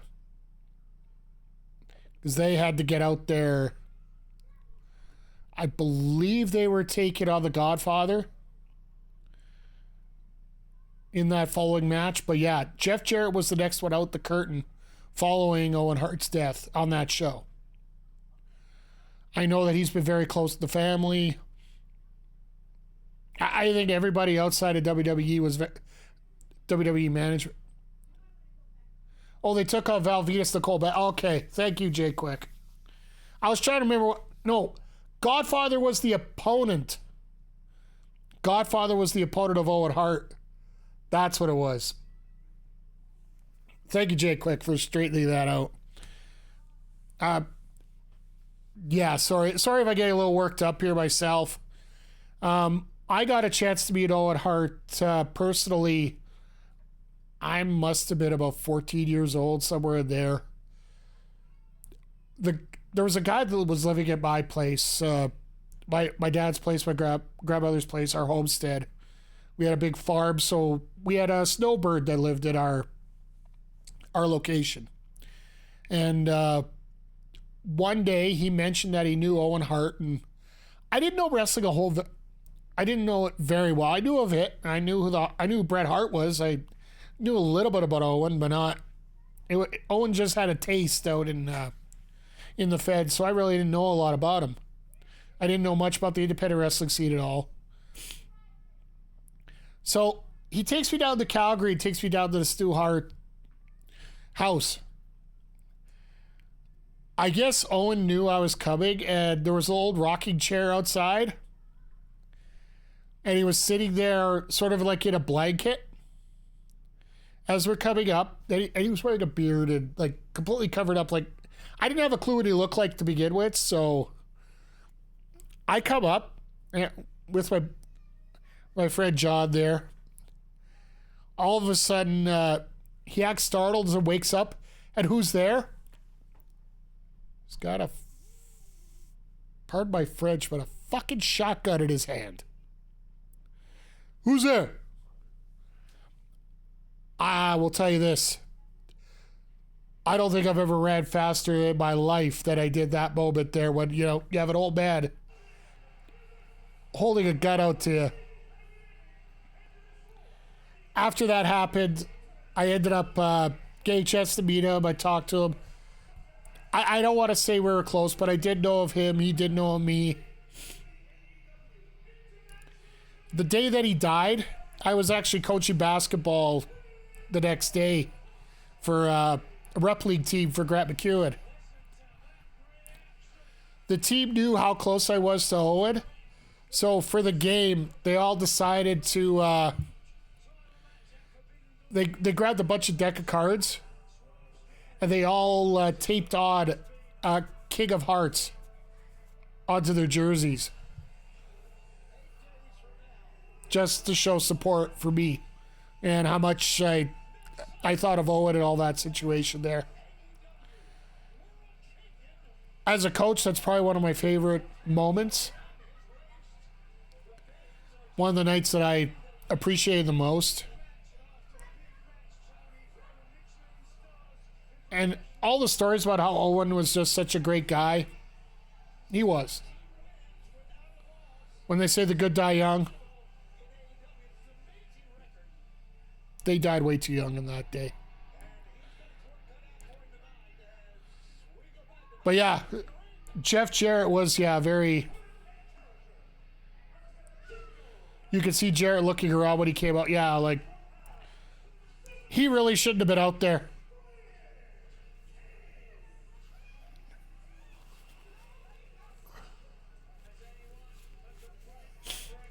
We got the Rage the Cage tights tonight, folks. I guess we got to change gears here because, God, this is going to be a fun main event. And you know it's got to be it's going to be a good match here. You know that segment had to be important because I didn't even get my plugs in. I'll save those for after the show here.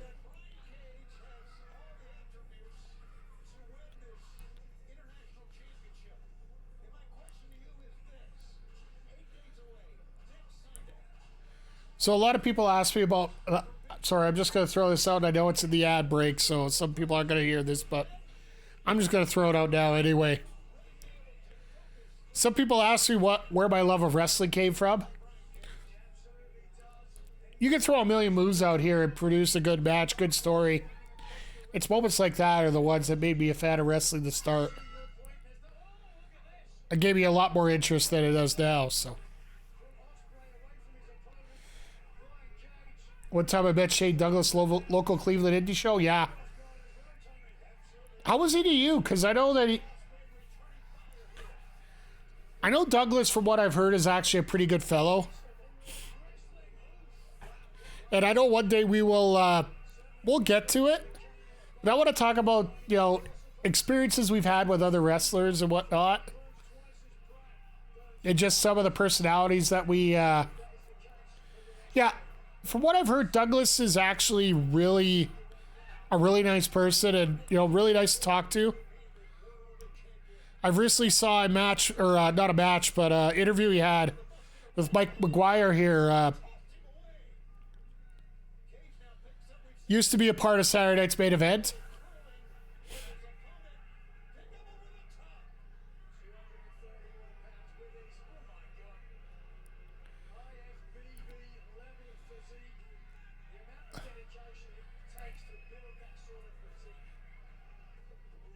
I'm surprised he didn't say IBBF. Just to,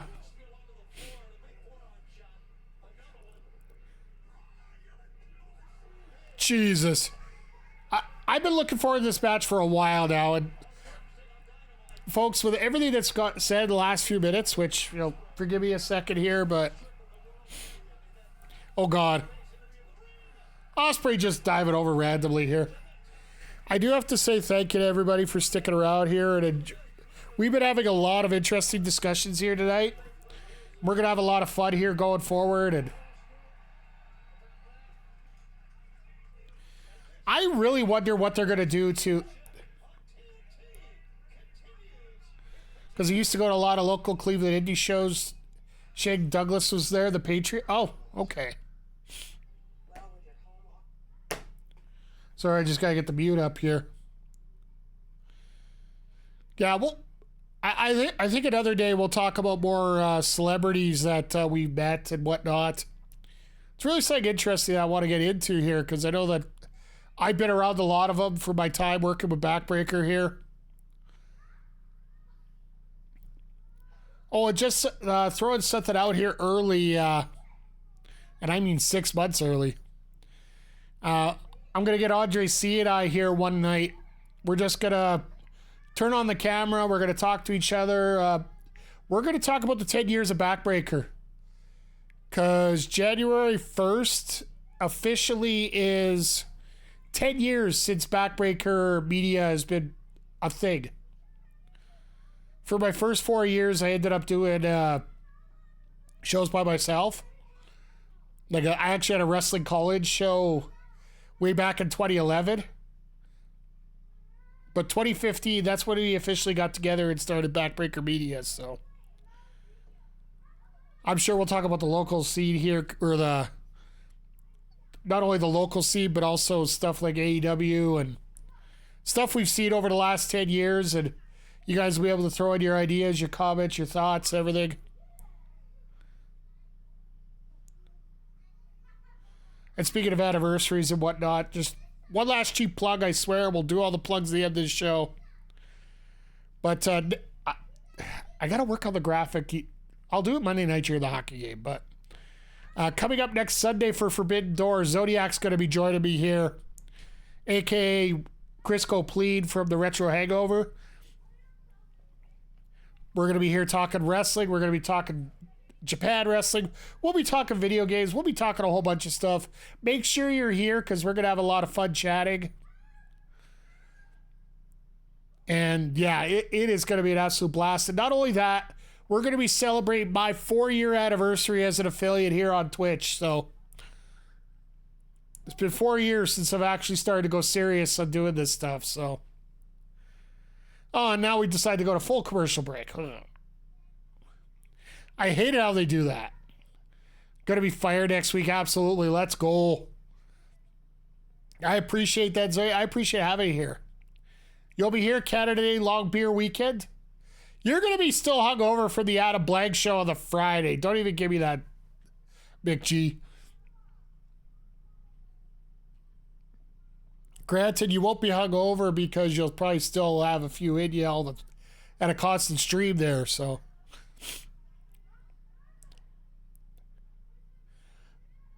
But, yeah, next week's going to be a lot of fun. Probably going to be streaming Tuesday, Wednesday, Thursday, Saturday, Sunday next week, so. And I know Cameron here asked, I'll be good Friday. I'm going to drive a couple people. I'm being responsible.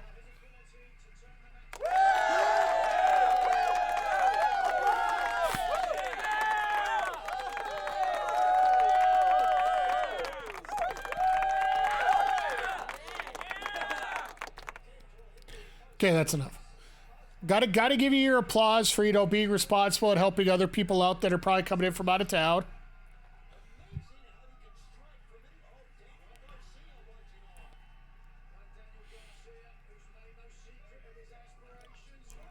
But I have to wonder, and I haven't been able to do the math here. How many main events has Brian Cage been on since they've actually added Collision and got rid of CM Punk? This has got to be at least half a dozen now.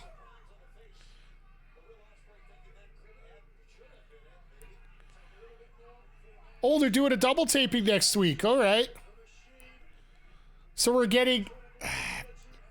I will admit, these tape shows aren't exactly the best, but... He's reliable, yeah.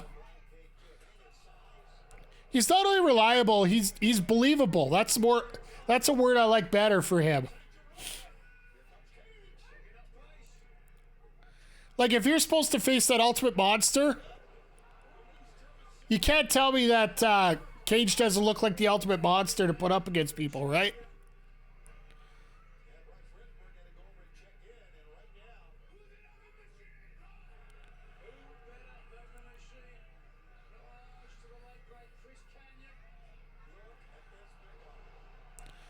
So I'll be frankly honest. I think, everybody talks about, the Bucks benefiting or certain shows benefiting from the fact that Punk is gone. I think one of the biggest guys to benefit from that whole era leaving AEW very well could be Brian Cage. He's gotten these main event spots. He's gotten these pushes. He may not be successful, but to the sickos, you don't need to be successful. You just need to produce good matches.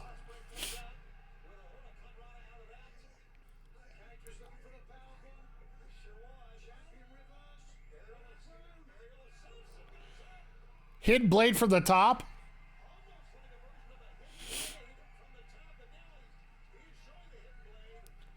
We still got 10 minutes left, so it's not like this is going to end quick.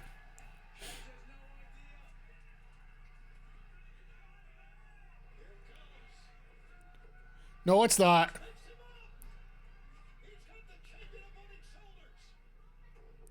Try to go for the F10. It didn't work. Cage's been on another level the past year. Definitely an Iron Man. Would love to see him with a nice TNT. I'd almost love to see him at part of that ladder match on the Forbidden Door, but...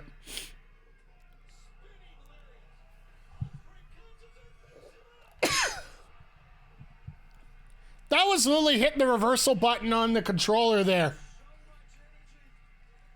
My God, Ospreay is a king of that.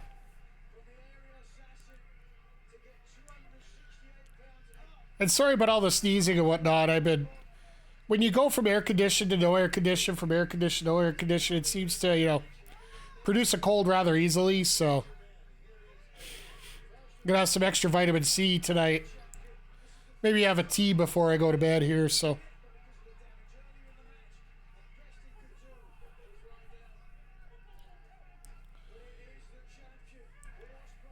So good, 4 out of 10. Get that side out of here, you jerk.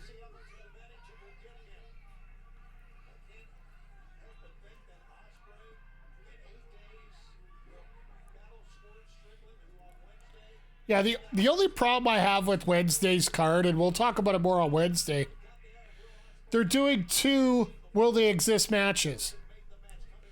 Mina and Toni Storm, Swerve and Ospreay.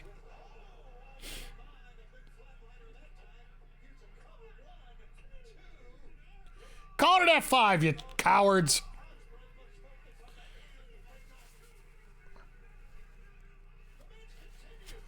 You called the East River Crossing a boss man slam earlier, so you just it's not like you're not paying the bill already for some copyright infringement. So you might as well just keep going as we go here.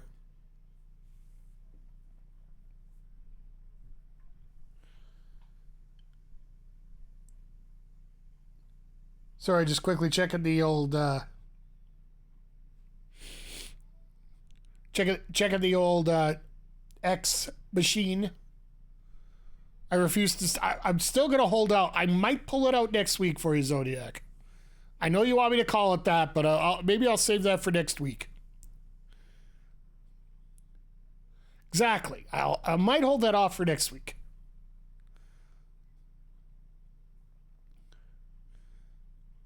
But yeah, it looks like this is a prototypical match here. You just have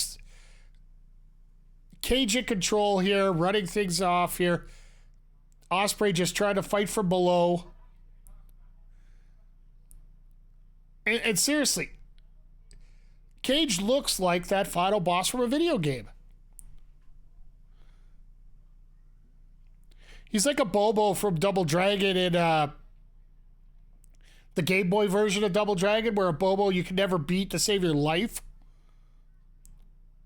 He was somewhat easier on the arcade ports of the NES, I found. But on the Game Boy, good luck. Because you couldn't really get around the throw him properly.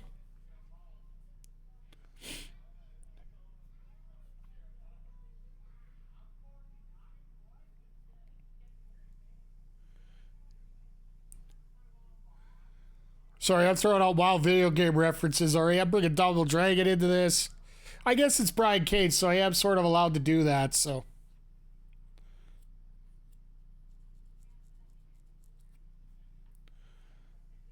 Just firing out shots left, right, and center here.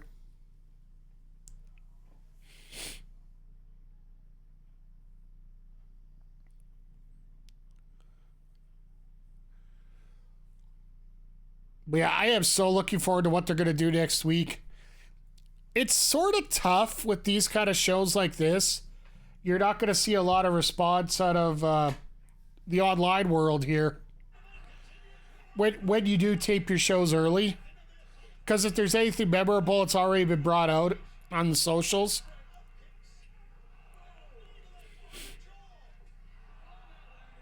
But the one thing about AEW is, they're not. You're going to get something spectacular no matter what.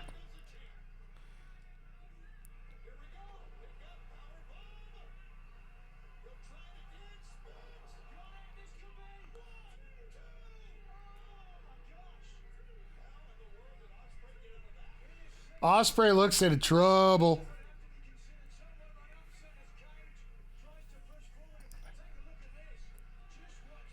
I would love to see Cage win the title here right there tonight.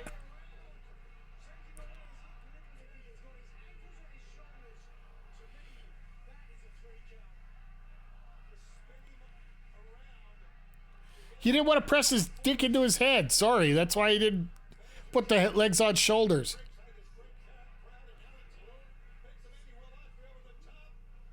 Ha! That's actually pretty smart on the part of Ospreay. Because he got caught. Oh. And Cage is literally a counter. Oh. And there's the hidden blade out of nowhere.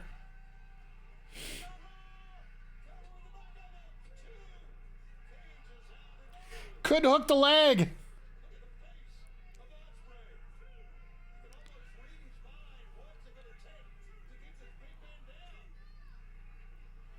He's going to have to hit the Stormbreaker, else he ain't going to get nothing here.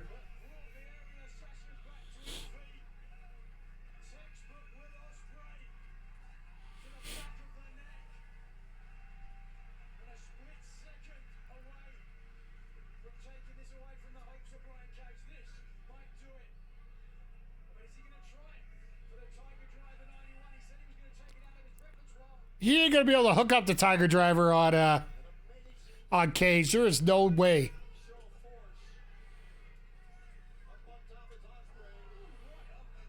All right, that sucked.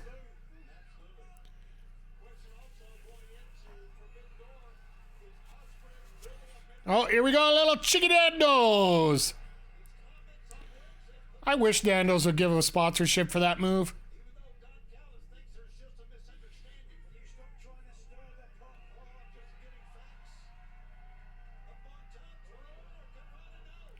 Blocked. All right. You gonna try this again? Oh, he got caught. This is what's supposed to happen there. Ooh, he got it. Wow.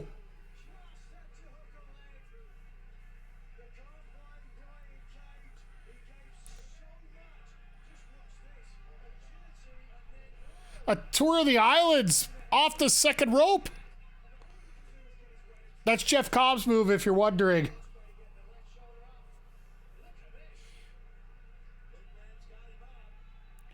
Oh, God, this is going to suck. Oh, no way. Oh, never mind. I thought he was going to try to do the Weapon X from the second rope.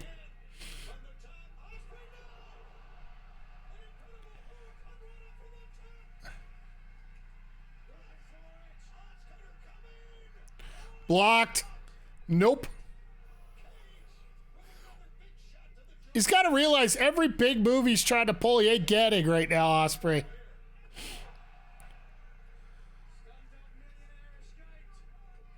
Oh my! Nice poison rana. Oh, he finally got it. Third time down.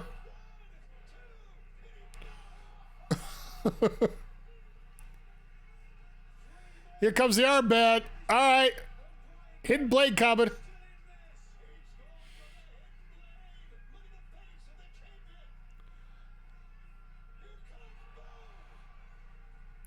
All right, there we go. Great match with both of them here.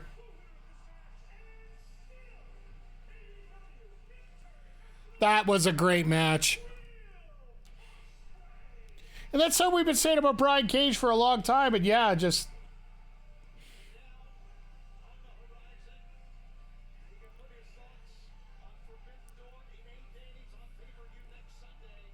And Ospreay's always pulling out great matches. You got two guys in there that constantly give you great matches. And what did you expect? Anything less than a great match?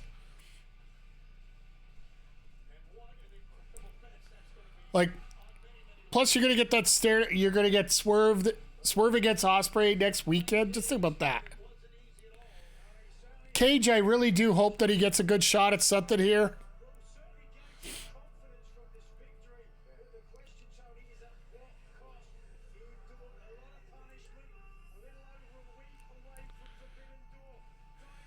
I do find it funny here that they have to try and fill for the last minute here. Because this is a pre-taped show, so they don't know exactly where they're going to end and whatnot as things are going on here. So as they're wrapping things up here today, like, once again, another phenomenal episode of Collision here. We could talk about how to improve things so many times here, but one thing they cannot improve is the matches, because except for the Chris Jericho match was completely forgettable as far as I'm concerned. The only thing I like is the fact that we are actually getting a toilet break match during the pay-per-view coming up here with the Team Joe versus Team Jericho. Which I got a feeling they're probably going to end up bringing a couple NJPW guys in instead of Bill and Keith. But that's how we can speculate on Wednesday, because I'm sure Jericho's going to take some TV time to talk about it. So, but yeah, other than that, everything here just had a lot of feel and I had a lot of fun. So for me, this is setting up to be an absolute great pay-per-view here next Sunday. Next Saturday is going to be a lot of fun here in Buffalo. We're going to be there on Wednesday as well for Dynamite. And you guys have been having a blast here chatting tonight. Everybody's been fired up. Everybody's been into it. And it has been a ton of fun here. So